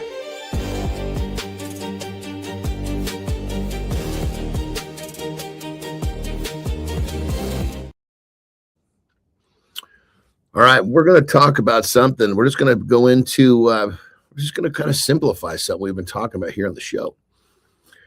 Because, again, you guys are here because you're wanting something more, and I commend you for that. That's exactly what this show is all about. And the mindset is really what this thing's all about. Because the mindset and how you think, how you view things, this is what allows you to get where you want to go. So to simplify this, how do you do it? Sounds like, oh my God, how do I change my mindset? Well, let's just go to one simple thing that will make all the difference. Now, keep in mind, it's not a quick fix like it's going to get you what you want overnight, but it will work, period, end of story. And we've got, I'm a classic example. Keith is a classic example. And of course, the two we talked about earlier, Kobe Bryant and Tom Brady. Now, I'm not trying to include Keith and myself in that level of success, but I'm trying to include us in the school of thought that if you want to be great, You just got to be, and this is a Tom Brady quote, so don't credit me with this shit. If you want to be great at something, all you got to do is be what other people are not. And the first thing out of his mouth was consistency. So if you want more, you just got to do more. That's the tip. But here's the thing. You don't even have to do much more. You just have to fucking do it every day. That's right. Meaning that whatever you're committing to, there's no days off. You're always doing something. You know, maybe it's a physical thing. Maybe you're trying to get in shape. Maybe that's been your lifelong goal, is to do XYZ with how you look and how you feel. Well, I'm not saying that you got to train your ass off every day, but I'm saying that you're going to have to focus on your diet every day. You're going to have to focus on some sort of movement every day. It's the everyday thing that fucks people up. So if you want more, you must become more. And you become more by doing the shit every goddamn day. Rock and roll.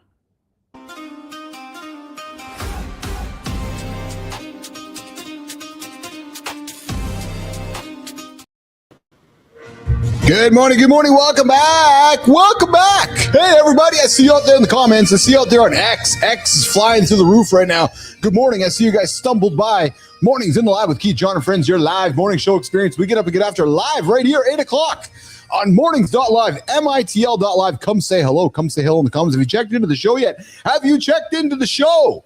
No, you haven't. I haven't seen you there. I see Whitaker there. I see Kai there. I see Billis there. How do you do that? mitl.live, mornings.live. Come check in. Show us your proof. Bottom of the screen says check in. Generate your image. Drop some comments and come say hello. And we are your free accountability partner. We cost nothing. You guys. All you got to do is check in, build a streak, and we will help you get your big, audacious goals through the proof roll. And hey, listen. While you're there, if you're looking for some help with some peptides and so forth and knowledge around that business, John Anderson, one of the co-hosts on the show here, will get you started out and help you get connected in that world of modern help. I'm struggling on my words right now, and actually I'm thinking about this right now. I think, Johnny, what we should do is we got to get your site linked to the Mornings in the Lab network pages so that we can drive traffic back and forth. But guys, we're going to start the conversation right now. What is a good man like in 2026? What does a good man look like in 2026? What is a good man defined by in 2026? Well, that conversation, hey Kai, that conversation starts right now. You say you're a good man, but your partner's quiet, and your kid avoids your eyes. It's not providing. It's integrity. Your word and your behavior have to match. You skip the hard talks. You pay with sleep, trust, and a home that feels tense. Equality isn't a post. It's letting others speak, get credit, and be safe around you. Do this today. Admit one miss. Ask, what do you need from me this morning? We'll show the mistake and the fix, and the rule that makes respect repeatable.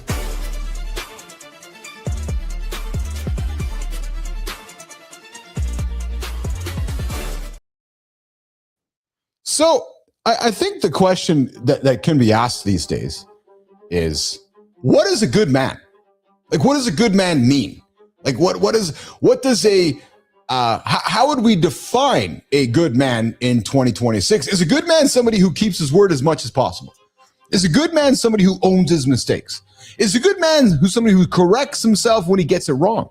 Or maybe it's a good man who does not fold every time comfort, approval, or status is on the line. Here's the thing. It's this kind of integrity that matters because people can feel the difference between a man who performs values and a man who lives them. You know, you hear Keith and John talk about oftentimes, we judge people by their habits. So when you see somebody, do you look at that as a good man, defining by his habits? Are we defining somebody because he might be a fat, let's just put it out there. Is the guy who's the fat slob a good man? He potentially is. Let's not judge by the book by its cover, right? But we're looking at the core. Does the core character start with integrity and alignment? But I guess the question, Johnny, is as we roll into 2026, and you and I have had a lot of guys on the show here, is alpha leadership changing? And actually, here's a question for you: your daughter and the guys her husband, and the guys that your daughters are dating. And I'm thinking of you, my daughter dating. Are men changing, Johnny? Do you think? You mean it just as a whole from like generation to generation? Yeah, I didn't put that question out there properly. Are you noticing just alpha leadership is out, more vulnerability, more softness, more willingness to accept, more kindness, not so just rough. Let's go down to the like the basis of this, not what you see on the outside, what's actually happening on the inside. Yeah. And this is not my opinion. This is I don't know. I don't remember where this statistic came from. Okay. But I've heard this multiple times from credible people. Yes. That the men of today, yes, their testosterone is substantially less than their fathers. Yes. I think it even goes back another generation. Yes. It's getting worse. The gap is widening every generation. Yes. The handshake or the grip strength is substantially down. So here's the thing. Let's just say 3 generations back. Yes. Let's go 5. Let's say before all the fucking really, really goofy shit that started to interrupt how we were supposed to live came into play. And I'm assuming, let's just assume that 5 generations back's enough. Yes. Those males were like bulls. That makes sense? Absolutely. Yes. Yes. Yeah, testosterone. They were, basically they were offspring of survivors from the wild, so to speak. Yes. Yes. Well, now our society has come into a place where there's you just, between the food we eat, what we're expected to do, what we're not expected to do, it's it's pretty fucking simple to see why men are so much different, because they're, just by the lack of testosterone, they're going to act different. You got a guy that has no testosterone, right? He's like a fucking ox. Like an ox means his nuts were cut off. So he didn't, because a bull will try to kill you, a real bull. Yeah. They've got so much testosterone, they're mean as hell. So if you want to raise cattle, you cut their fucking nuts off, or you keep the female, right? So point being is that you take the testosterone away, you've got a fucking real dormant, fucking lackadaisical, borderline, I guess you could say, lazy creature. Yes. So let's just talk about that one element that's creating the change. Now, you could talk about 100 other elements, now with the fact that we don't move much, we play video games, blah, blah, blah. It all kind of comes to a head to make accumulate, right? But just from the one standpoint, you could just argue the one thing. The substantial lower testosterone makes a different creature. Yeah. Forget human. Yeah, when you put it that way, because there's truth to that. Men have less testosterone than ever, for sure. And we're losing it. Dude, when I lived on a fucking farm, right? We were, of course, I was a little guy, so I was taught I was taught safety. Yes. And we would obviously, sometimes we'd have bulls that would come in, the bulls would then hump the cows to give us calves. We didn't keep the bull around because they're fucking dangerous. They'll knock fucking fences down and get out. Yeah. And I was taught before I got into a certain pasture, to identify if one of those was a fucking bull. I was not allowed to get in there. That's what these fuckers are. That's fascinating when you put it that way. Yeah, like not say all bulls will try to kill you, but they're not the docile cow that we're used to walking up and scratching his back and that kind of shit. Now there are plenty of bulls that are like that, but generally speaking, just by the higher testosterone, it's a fucking substantially different creature.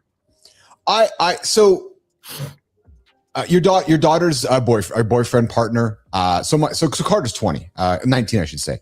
And when we look at the men that I think we are aspiring to be are less maybe dominant, less emotionally shut down, and more consistent, more compassionate, and more courageous to grow. And I look at the young men that I see that Carter surrounds himself with, and I would say that generation, those Gen Z men that I've seen myself, I'm liking their commitment to grow, their commitment to consistency and compassion. Very different than you're also talking about your son Carter, that's fair. Has created his own universe surrounding people like him. Like him. That's fair. Yes. Let's take his group of people. Let's dump them on a fucking city street in any major city, and we'll see the fucking differences right away. Right. Yes.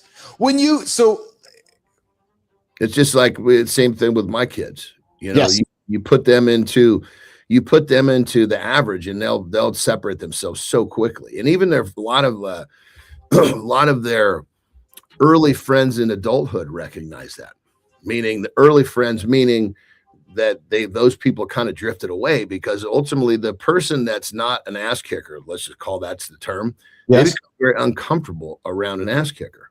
So when you were growing up, and there's different stages of your life, when did you identify that that's a good man? I want to be like that man. Was it your stepfather? Was there some buddies around that you, because there was a guy in your life that you're like, I want to model myself, or I want to aspire. I want to take some of his traits, because that is a good man.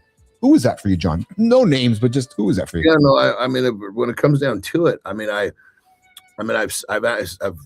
asked this question many times. Yeah. And it doesn't, I don't have a person that springs to mind. Okay. I have characteristics. Yes. Of years of different people. Yes. You're taking a bite out of this guy, a bite out of this guy, and, like, perfect example, there's always somebody that, like, without mentioning names. Yes. I had one person in my life, and one of his strengths was he just fucking did shit. And I picked that trait up. Now, you could line up a whole bunch of other traits. Thank goodness I didn't pick up from that person. Yeah. And I find so that's an interesting journey when us men go through that, and who we surround ourselves with, because something you just said, right, is that you picked up the traits that you liked. Thank goodness I didn't pick up these other traits. That's a fine line, brother. That's a fine line becoming, because it's easy to get caught up in those other traits and be defined as that's still a good man. You know what I mean? To some are like, okay, well, I'll look past some of those traits. But for you to identify, I like these ones, I don't like those ones, I'm not going down that path. That's and maybe some you did adapt and you had to work away from them too, right? I think us men look for that more than girls. I do. I think for us, men are always looking for somebody to model themselves after and look for a role model. Why do you think that there's a difference between men and women there? That's interesting. Maybe back to the this is just my opinion, maybe just back to kind of how we were raised, not we, but just like the caveman kind of situation, the man, the earner, the grunt, go and kill the animals, and the females and I'm not trying to stereotype. I just feel like maybe men have been looking for that guardian, that show me how to do it. Show me as the leader. John Anderson, you're my leader. Show me how to do it. But the woman has the same set of wants, just in a very different set of responsibilities. Yeah, that's fair. Yeah, 100%.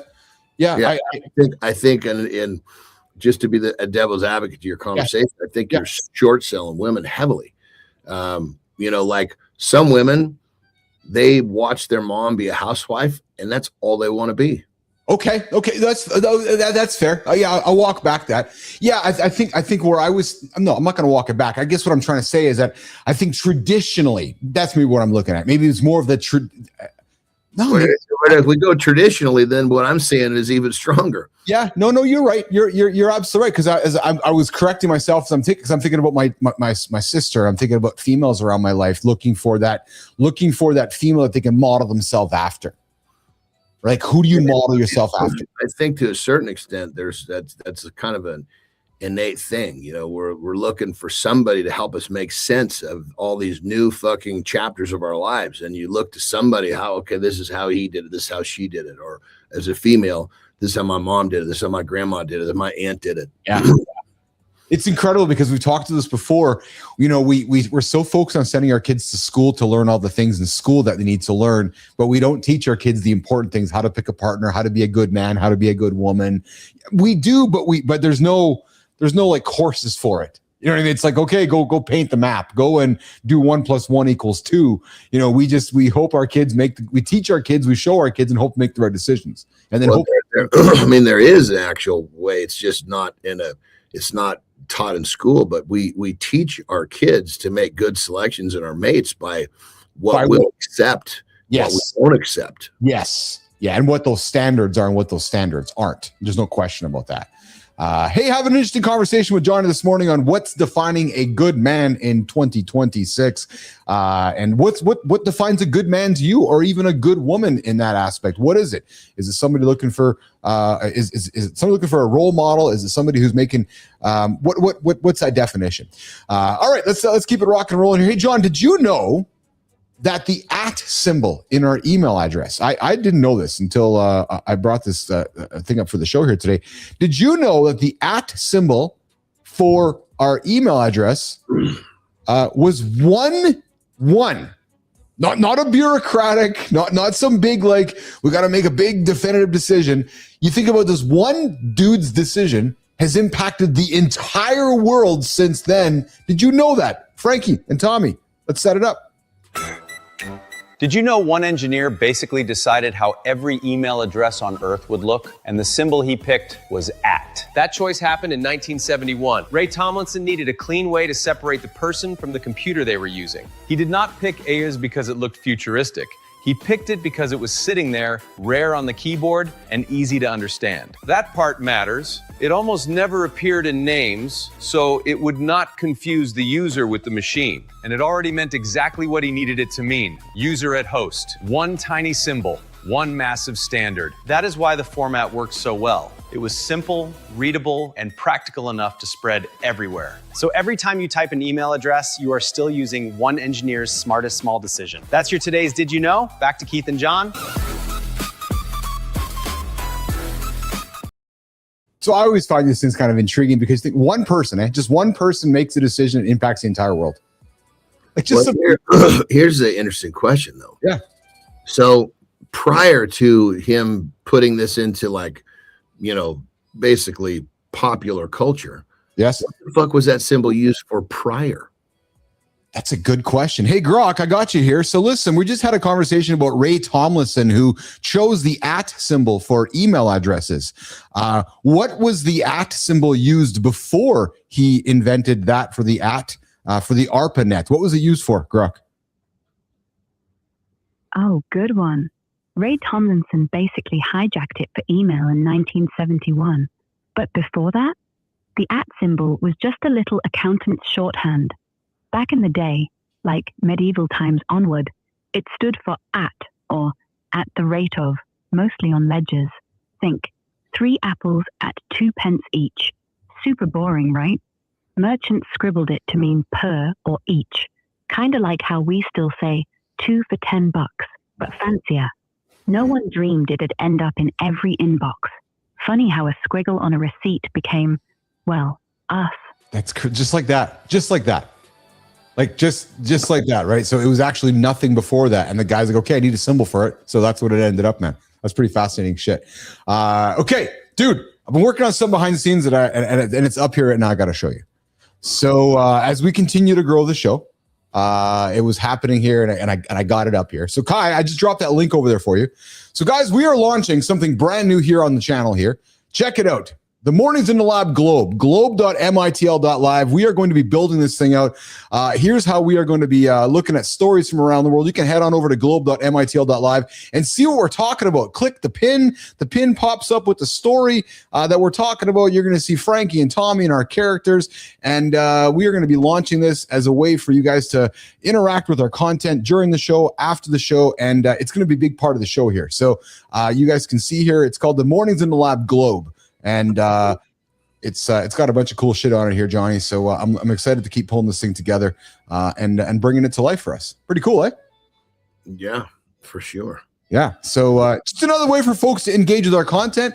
But truthfully, if I'm being really frank with you, this is a SEO machine. Underneath all this, I've built layers of layers of content so that the world knows that we are having this conversation every single morning and talking about big things. So I expect us to be using this on the show. And the plan here is, Johnny, will spin the globe and say, "Hey, what's the story coming out of wherever we are here today?" So, and we'll pull it up. We can talk about it here on the show. So I'm pretty jacked about that. But here's another example, my friend, where this would have taken me weeks, months to build. dude, I built it last night in a couple hours. And while I was on the show with you, I had to click a couple buttons in the middle of a conversation, and the agent's been working here while our show got it all done.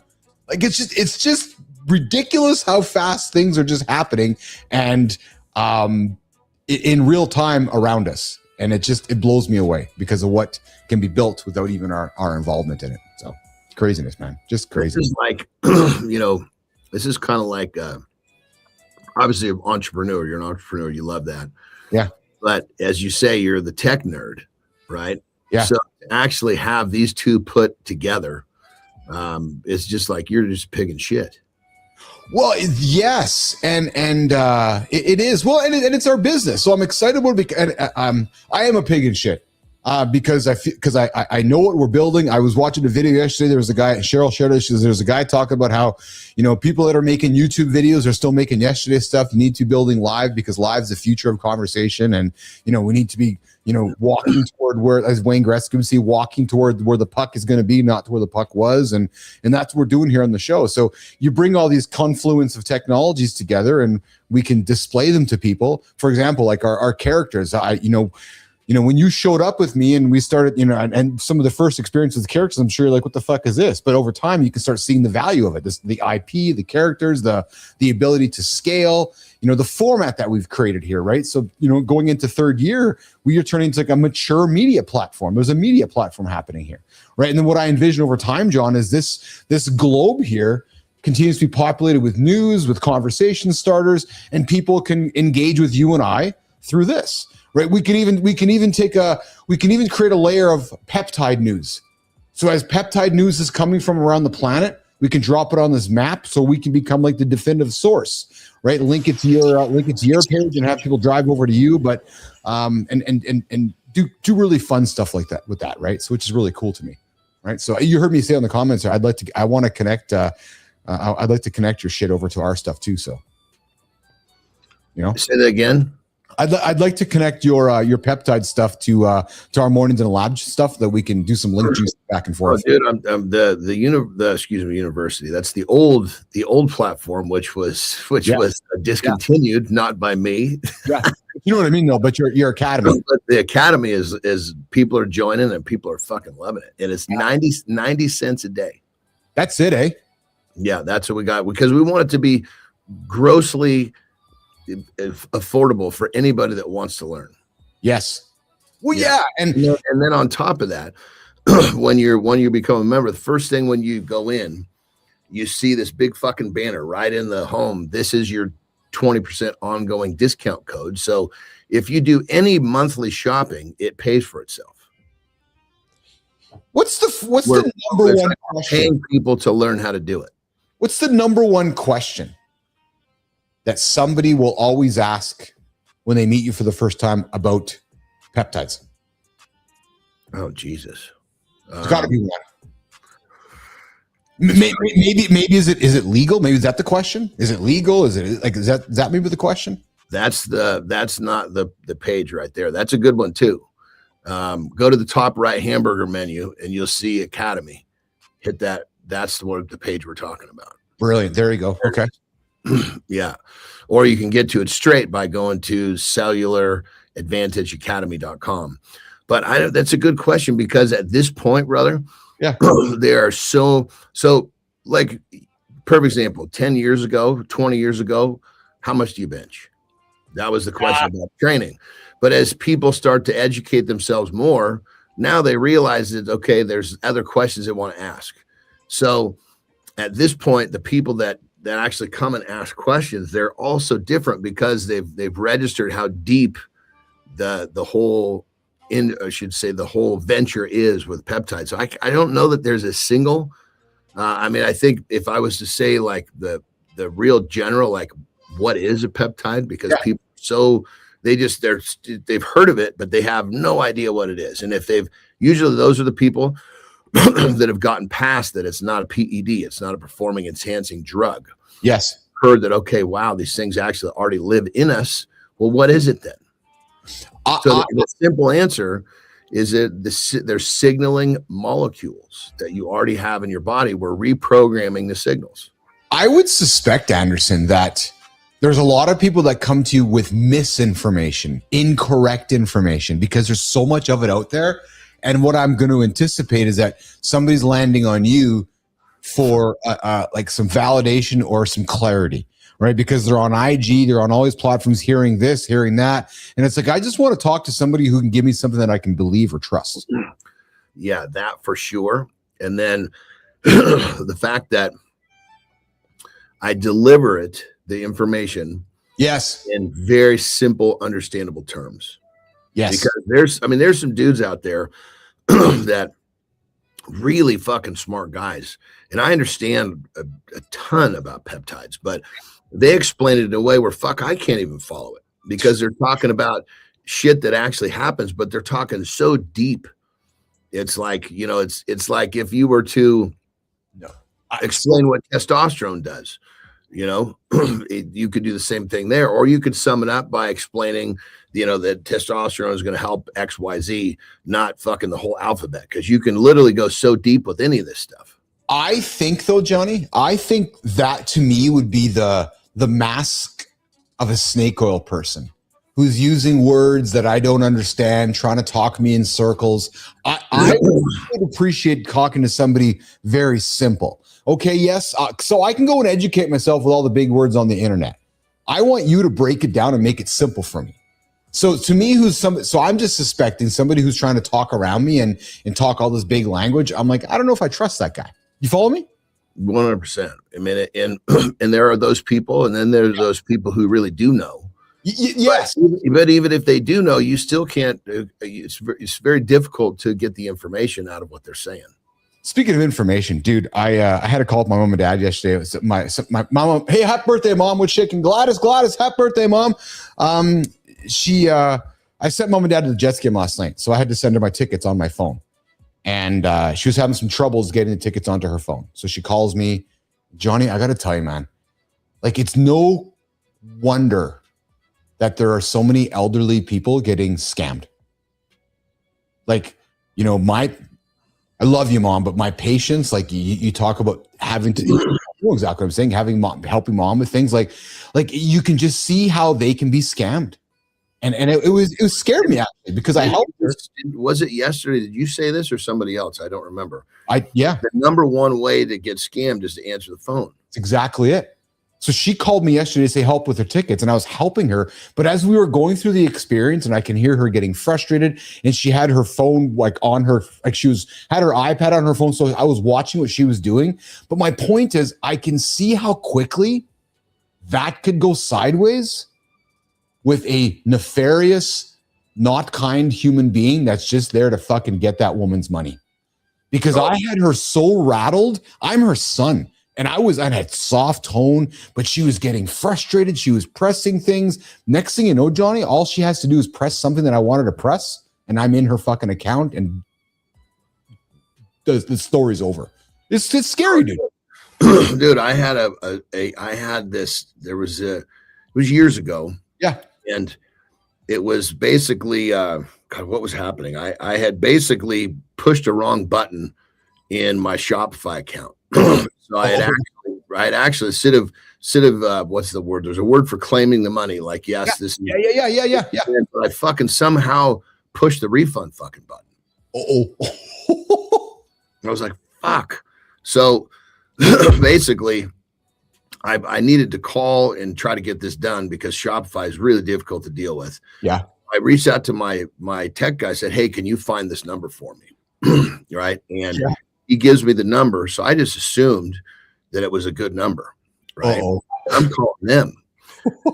And so I call and I'm like, fuck, this is my alarms are off a little bit. It sounded like, you could hear tons of other people in the background, like one of those, but that's fairly common. Yeah. Right. Yeah. And then he says, well, okay, we can help you get this fixed. I'm going to transfer you to somebody that can basically help you. Right. So transfer me to this person. This person tells me they can help me, but I haven't fucking told him much. So my alarm goes off again. I'm like, how the fuck does he know it can help me when there's no fucking way that I was on hold long enough for this fucking guy to get briefed on what my situation is. And so he starts walking me through the process, and I'm going really fucking slow. because my alarms are off. So, and I said to him, I said, hey, I just need you to kind of let me know that you're who the person I want to talk to. Can you tell me the email address associated with this account? And he's like, well, I don't have that information in front of me. Dude. Right? He starts getting fucking firm with me. Right. And so, interestingly enough, where I stopped, the button that would have pushed next would have given him access into my fucking computer. Or, excuse me, into my account, my Shopify account. Yeah. Which means at that point, he could have fucking done whatever he wanted. Yep. And so right then and there, I wanted to kind of play with a little bit more. So I pushed him. This fucking guy got so fucking aggressive with me. It was unbelievable, because at that point, he knows he's been found. He's only got one shot, which is to try to bully me into pushing the button. And they will bully. Oh, they'll bully. Dude, and the thing was, I called him, which is normally the thing that you do. Yes. But these fucking scammers have fucking like, I mean, my guy had found the same number on multiple different fucking listings. So he's like, okay, this has got to be good. And he said that the websites and the places that he found this number it was all over the place. And there was nothing that told him it was a scam. Well, because Shopify, what happened was Shopify eliminated phone calls, right? Okay. So scammers found out about it and realized that people don't know this yet. So they're going to be looking for the fucking Shopify number. There's no Shopify fucking phone number anymore. Can you imagine the amount of fucking scamming that went on for probably the first couple of years with that? Dude. And the money. Oh, dude. That's what I mean. All they're going to do is go in there and change where the deposit goes. Bingo. That's it. And you don't even know what's happening until fucking months go by. If you're not checking those deposits, well, what the fuck? You know, sometimes it takes a day, sometimes a couple days. You just kind of give them the leeway. And I was like, whoa, dude, I was one button away from fucking losing probably tens of thousands of dollars.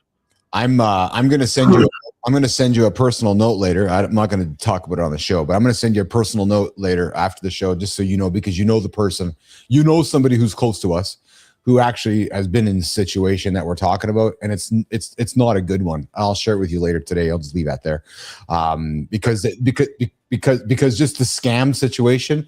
That's when the scam situation can get really difficult and tragic, and man, very horrific actually. Hey, guess whose birthday it is today, Johnny? Not only is it my mom's, it's my mom's, but it's also Chuck Norris, 86 years old. Look at this dude, man, crushing it still. Like, honest to God, the legend himself, 86. Isn't it crazy how our faces change? Yeah. Nose never stops growing, does it? No. But yeah, Chuck Norris, 86 years old, and he's still, looks like the guy's got another 20 years in him. Like, honest to God, like he doesn't look like he's going anywhere soon. Well, I would have to imagine, because he lives the life that allows him to do it. Yeah, exactly. Speaking about going, hey, John, before you go.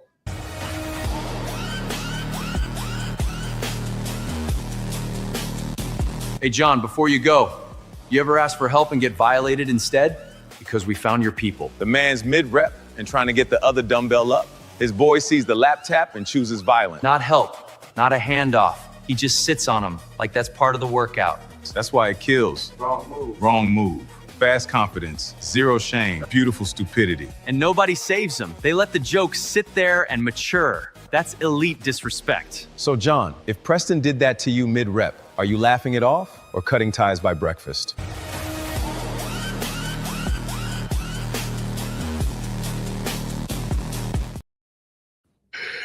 Yeah. Well, dude, the fucking first rule of thumb is, if you can't fucking get the weights up yourself, don't fucking lift them.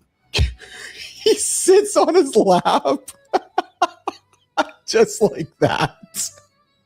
Like, look, okay, just sit on my lap. Okay, he just dawdles over there like a feminine young man, just dawdles over there. Look at him. Just watch.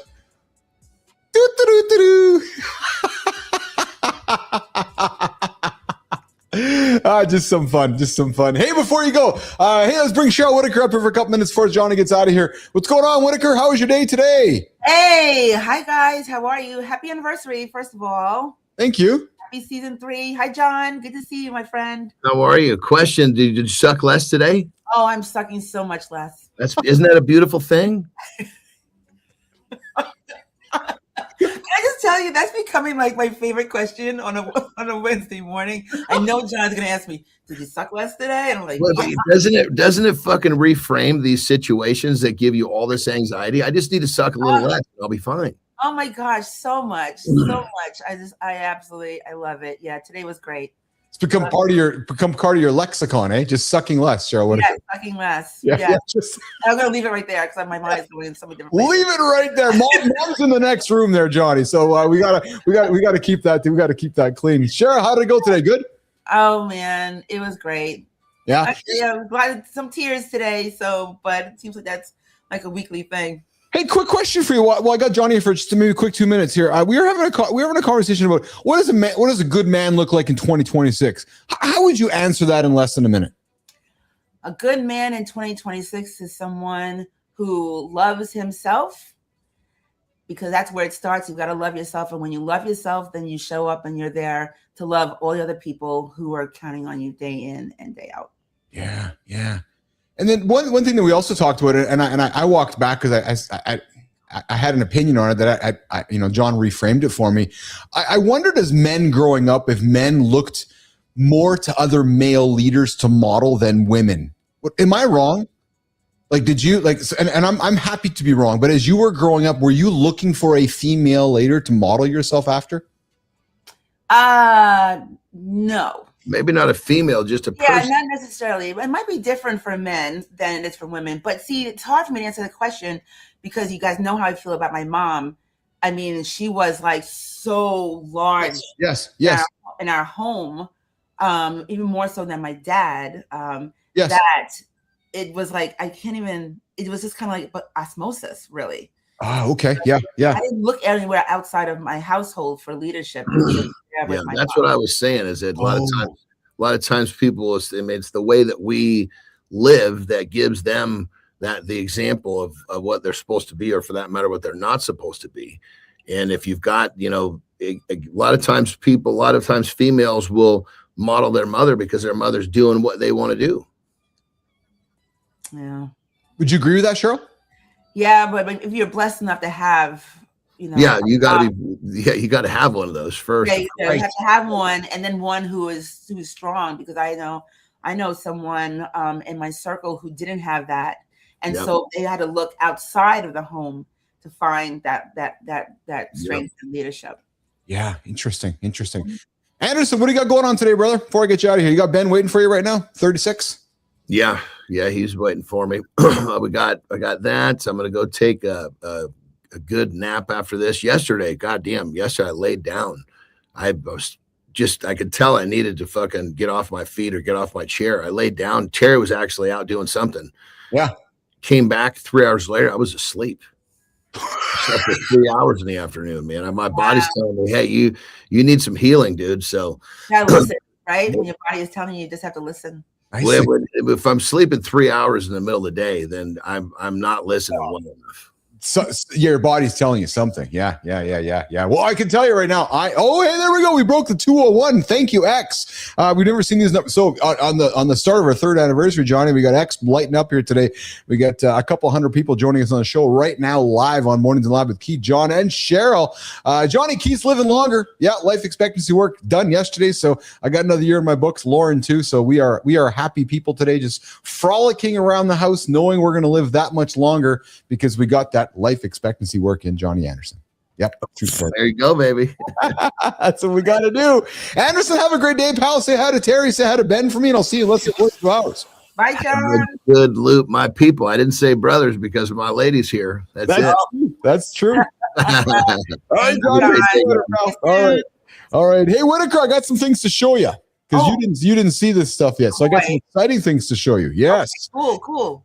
So last night before I went to bed, hey Jimmy, Kai, you want to get this one ready here? Universe.mitl.studio. Universe.mitl.studio. We are bringing our AI characters to life live effectively today. The Mornings in the Lab universe is live. You can come buy your character, license our characters, engage with our characters, AI characters that live. And you can actually have a live engaging experience with Sophia, with Frankie, with Tommy, with Keith, with John AI, with any of our characters. Coming up, we'll have Atlas and Beatrice and the entire gang, but you will be able to actually license, get involved, and get request early access to our live characters. So just as I showed you with Sophia Grant bringing to life, we now have the technology to bring our characters to life, and you can do that at universe.mitl.studio is the way to engage in the Mornings in the Lab universe. That's hot. That is hot. I'm not done there. Also, we have launched this morning the Globe. The Mornings in the Lab Globe. Globe.mitl.live. Jimmy, do you have that there for my friend? Check this out. There it is right there. So that is going to be available to you on the network. And if you want to start your show and see what's happening on the world, Jimmy, click a pin, the story pops up, we talk about it. And over time, we're going to have the Keith and John clips in there, all the clips from the show. But this is going to be our source. When the show's not around, people can come and find out what we are talking about, what the world is talking about, linked to the Mornings in the Lab Live network. So we now officially have the Globe. It's called globe.mitl.live. And it will be a way for you to engage with our content, interact with our content, see where the conversations are happening. And this is just the fucking beginning. Yo, you're on fire, my friend. So this is what I'm telling you. People just are fucking sleeping, man. Oh yeah. Well, I talked all about AI this morning on the show, but this kind of thing, this is like what you talk about, a building community, the conversation, the experience is happening with you in the morning, but then it continues on. It's that routine and that habit. Yes. And it is amazing. But here's where I'm just anybody around me, I'm just trying to implore them to just listen to what I'm having to say, because I'm in the middle of it. Like I built this in 2 hours yesterday. This would have taken me 3 weeks in the past, and probably a team of 3 people. Yeah. And thousands of dollars. And this is where we are needing to really kind of open up our ears and go, oh, okay. And I'll tell you, I had hired somebody to do this in the past. I need to hire somebody now. And this is where folks just are we talked about consistency being a competitive advantage. Yep. Right. So there's somebody out there thinking about doing something. I've already done it. Yes. And that's where I'm just, come on, guys. Like, you got to go. You just got to go. There's no time to think. Yes. Yeah. I mean, you're only limited by your imagination. That's what I said to you yesterday. Yeah. That's what you said. Hey, highlight of your show today. What was your highlight of your show? Oh, highlight of the show today. So Shine a Light. Well, I don't know. It's hard to say because the guest was amazing. Yes. Anne Robinson Burns. Yeah, she's just amazing. But then I had an extra guest come on to do the Shine a Light. And he did a spotlight on his friend who was his former boss. His name is Chris Syme, and he has a podcast called Dying Out Loud. He was diagnosed with stage 4 colon cancer about a year or two ago. And so rather than giving folks their flowers and telling people how he feels about them, and having all that conversation happening after he's gone, he decided to create a podcast and share his love with everybody. Nice. Yeah. So Jamie, his friend, he came on and did a little spotlight on Chris and his podcast. So yeah, it was beautiful. That's where the tears came in. So. Yes. Cheryl Whitaker joining me this morning on Mornings in the Lab with Keith and John. We get up live 8 o'clock, mitl.live, mornings.live. Cheryl, show goes live at 8:30 on the network as well. Yeah. Hey, Cheryl, do you want to stick around? My monologue is short. Do you want to stick around for it? Yeah, I'd love to. I'm watching it anyway, so I might as well. Let's do that. So I got an ICUC origin story, and it's about community is an intelligence system. And that monologue is going to start right now. The biggest win we ever had wasn't a campaign. It was listening every day. No hiding. Market research asks people to perform. Community shows what they live. That's the distinction. The patterns weren't dramatic. They were daily friction, repeated in plain sight. That's the signal. Those issues never hit dashboards. They still hit customers. That's the gap. We didn't guess. We compiled what people kept saying and brought it to the team on record. They made real changes. Support volume dropped because we finally heard the truth. That's the bill. Community isn't an audience. It's an intelligence system. Chief's about to tighten the screws. Morning Focus starts now.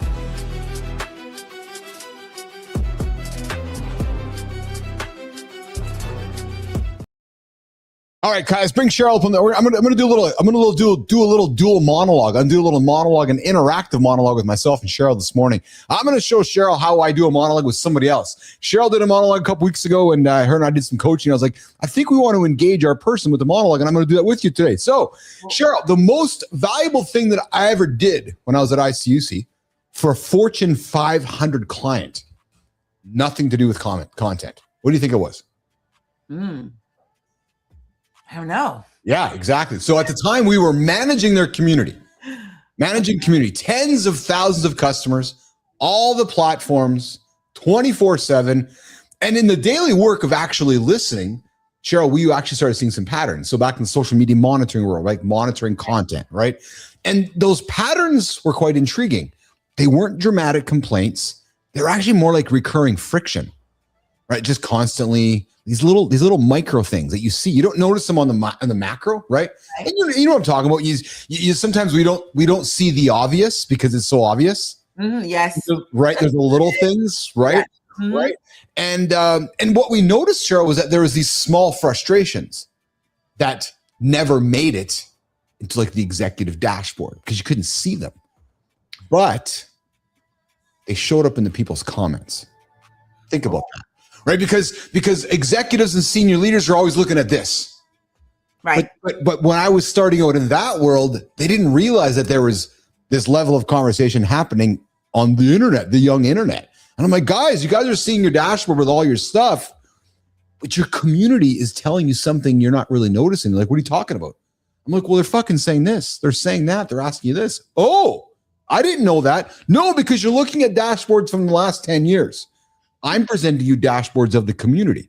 Right. Very similar to today, as I'm talking to folks that, hey, over the last 20 years, we've been building communities dated, in a different world. You and I have been talking about the world of live and where the conversations are going. And the community of tomorrow is going to be built around what we are doing right now. 100%. So it's funny because when I talk to executives and business leaders today, it's the exact same conversation. Don't worry about the dashboard. Worry about what people are saying in the live conversations or in the communities, because you're going to learn more there than what you're learning on the high level, right? So what we did, Cheryl, was that we compiled everything, brought it to their team. And what they did was that they started making changes based on what the community was saying, not what the dashboards suggested they were saying. Brilliant. It is. Again, let me draw the comparison of podcast to live conversation. We record the podcast. It's passive. We really can't hear what the people are saying.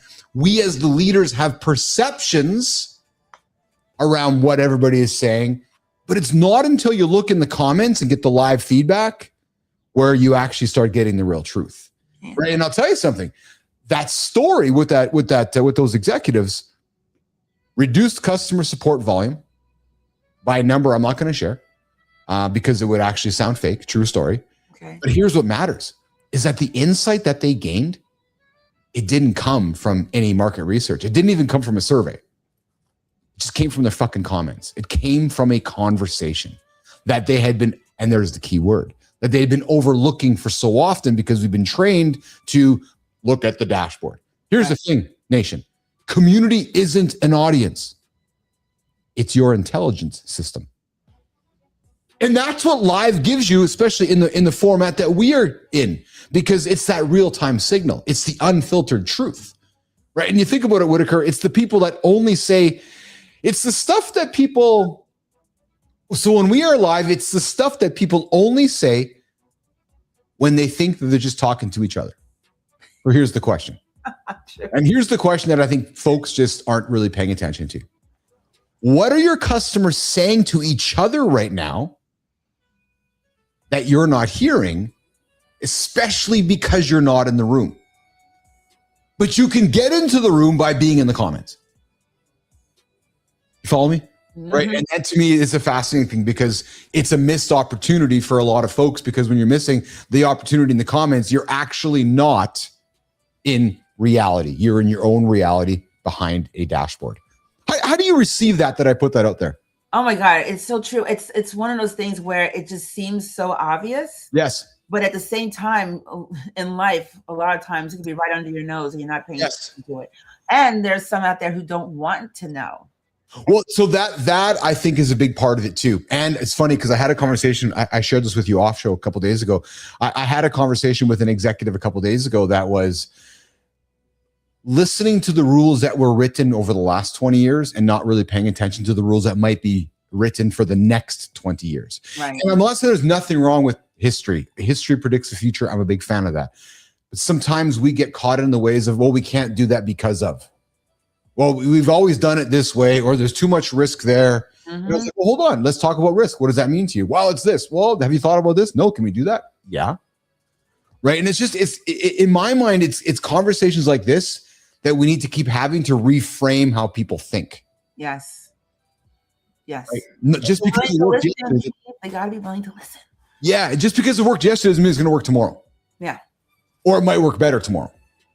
Yeah. Right. So, hey, what do you got on the show next week? Well, next week, it's looking like we're going to be having a conversation about nice versus kind. Oh, tell me, what's the difference? I want to say tune in next week and find out. Yeah, that's a good answer. That is the right answer, my host. Yeah, but I'm going to be speaking with a C-suite leader from an organization that is working on that, is working on their candor versus kind versus nice work. It's important. Yeah. How's the book?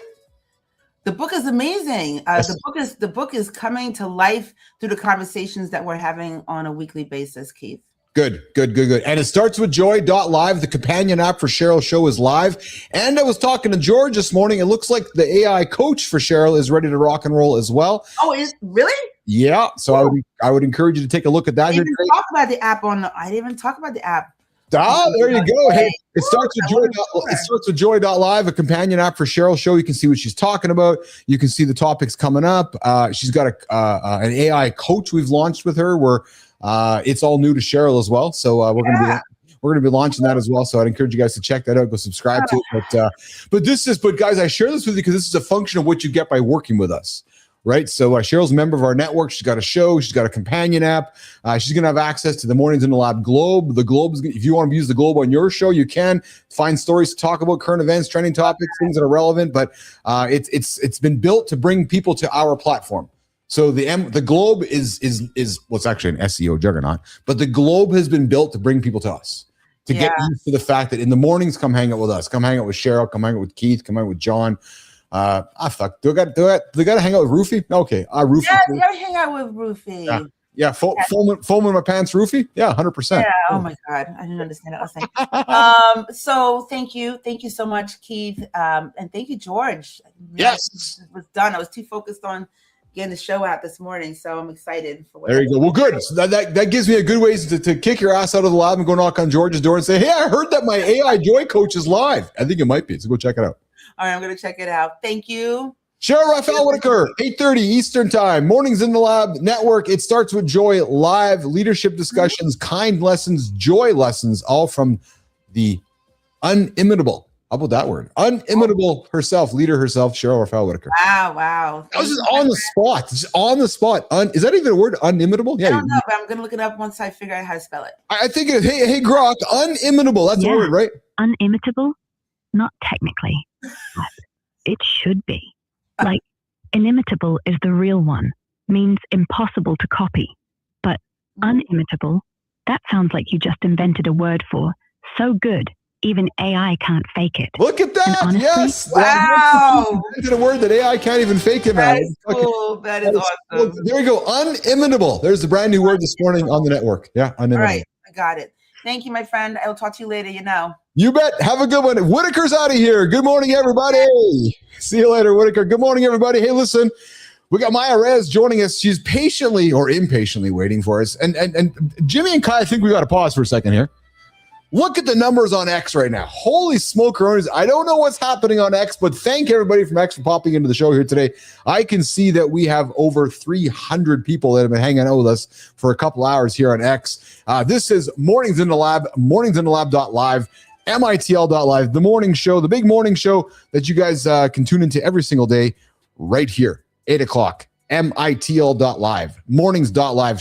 Kai, throw it up on the screen there, please. Mornings.live, mitl.live. And Kai's up on the poll. There's a poll there. There's questions there. You can show your proof. You can check into the show. We got a bunch of engaging things for you guys to have a reason to come check into the show. Most importantly, it's this. You know, here's what we find often. People are looking for accountability partners. And we are your accountability partner. We cost you nothing. We cost you nothing.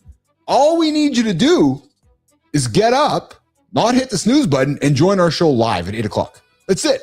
That's it. You do it once, you're going to check into the show, you're going to start your streak, and you're going to feel good about yourself.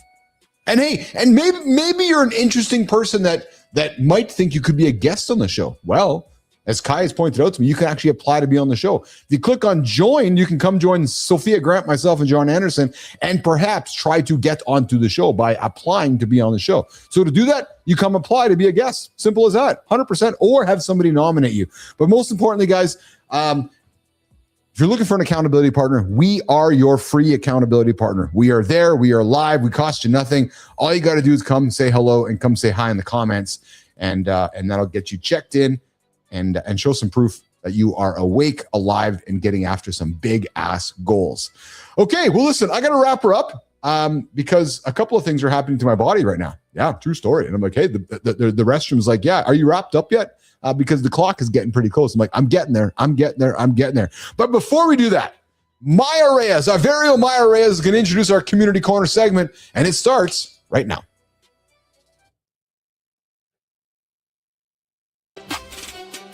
Picture this, a man standing in his closet at 3 a.m. next to his gun, a therapist's couch built to favor the person sitting across from him, and a husband out here buying flowers while the divorce papers are already drafted. Season 3 is starting exactly where it needs to tell, in the middle of the weight men are carrying. The weight nobody wants to talk about. Let's get into it.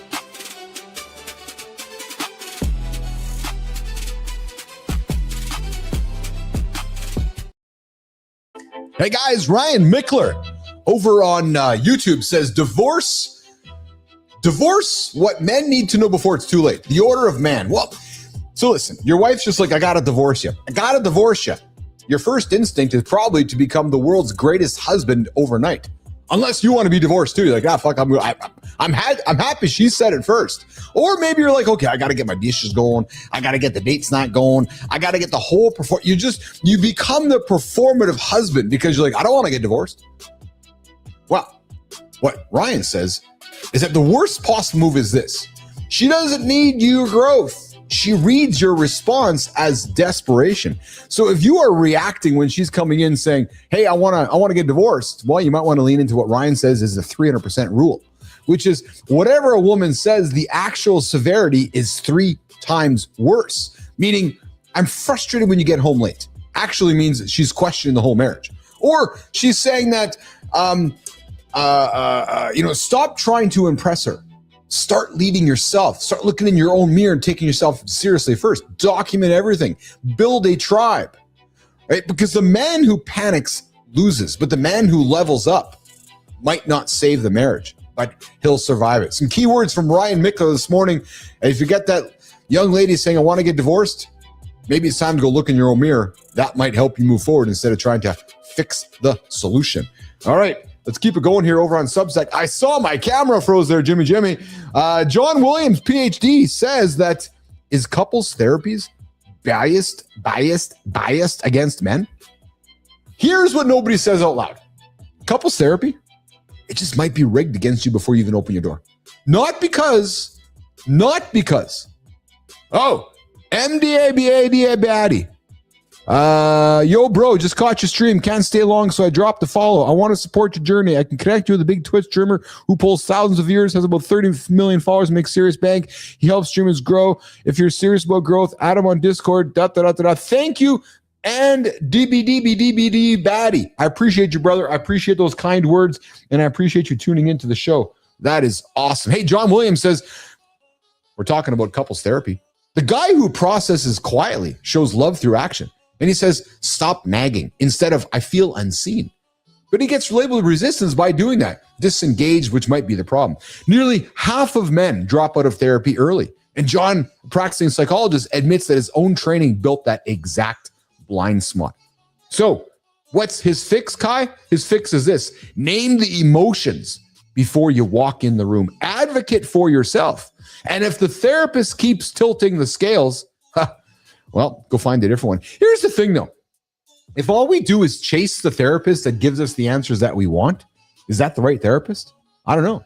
Hey, Dr. Jay Barnett is a marriage and family therapist. He's prayed with 500 men through their darkest nights. One night, standing in his own closet next to the gun. The man, built to hold other men up, almost didn't make it. What was his message? You cannot pour from an empty well. Be intentional who you let in, because not everyone deserves access to those lowest moments. That's a very, very provocative comment. Hey, Maya, the real question is this. If a therapist needs a therapist, does Pitcher secretly need his own support animal?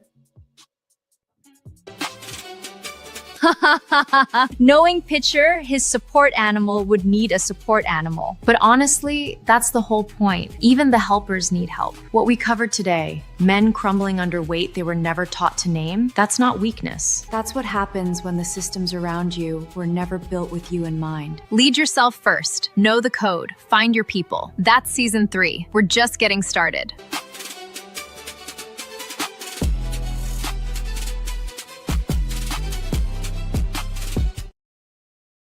Guys, season 3 is starting right now. Yes. Good morning, everybody. Welcome back to Mornings in the Lab with Keith, John, and friends. We're wrapping up episode number 1 of season 3. Wow. Tomorrow, Rob Schwartz, a coach who has worked with 32 Olympic medalists and 2 UFC champions, walking away from a $50,000 job at a college to take $6,000 assistant positions that changed the course of his life. And tomorrow's deep dive is going to hit close to home. Your dad. Guys, ears up on this one. Your dad is the reason that you lead the way that you do. Whether your father was your greatest teacher or your biggest lesson, the truth out there is your leadership usually starts there. So tomorrow, guys, we're going to unpack how the men who raised us shape the leaders we become. Nation, to everybody on X today, you guys have been awesome. I see you guys all out there hanging out with us this morning. Very, very kind of you. Thanks for spending your morning with us. We appreciate you being here, showing up, building something together and special as we head into season 3. A big thank you, because I know they've all been working hard, and it's it's a step forward, a step back, a step sideways. But big thanks to Kai, big thanks to Jimmy, big thanks to Melissa, big thanks to Cheryl, Maddie, Johnny, the entire team. Big thanks to all of you. And I'm serious, man. Sullivan, Holroyd, Good Time. The entire gang that have been supporting this journey as we kick off season 3. Big things happening, guys. We got the characters launching in the universe. We got the globe launching on the site, and a lot of big, exciting things. Oh, and I got one more thing that I haven't teased. I'm talking about it tomorrow. So come back, 8 o'clock. Mornings.live, right here on the Mornings in the Lab Live Network, 8 o'clock Eastern Time. We'll see you guys in less than 24 hours. Jimmy Kai, get me out of here. We'll see you guys later. Boom.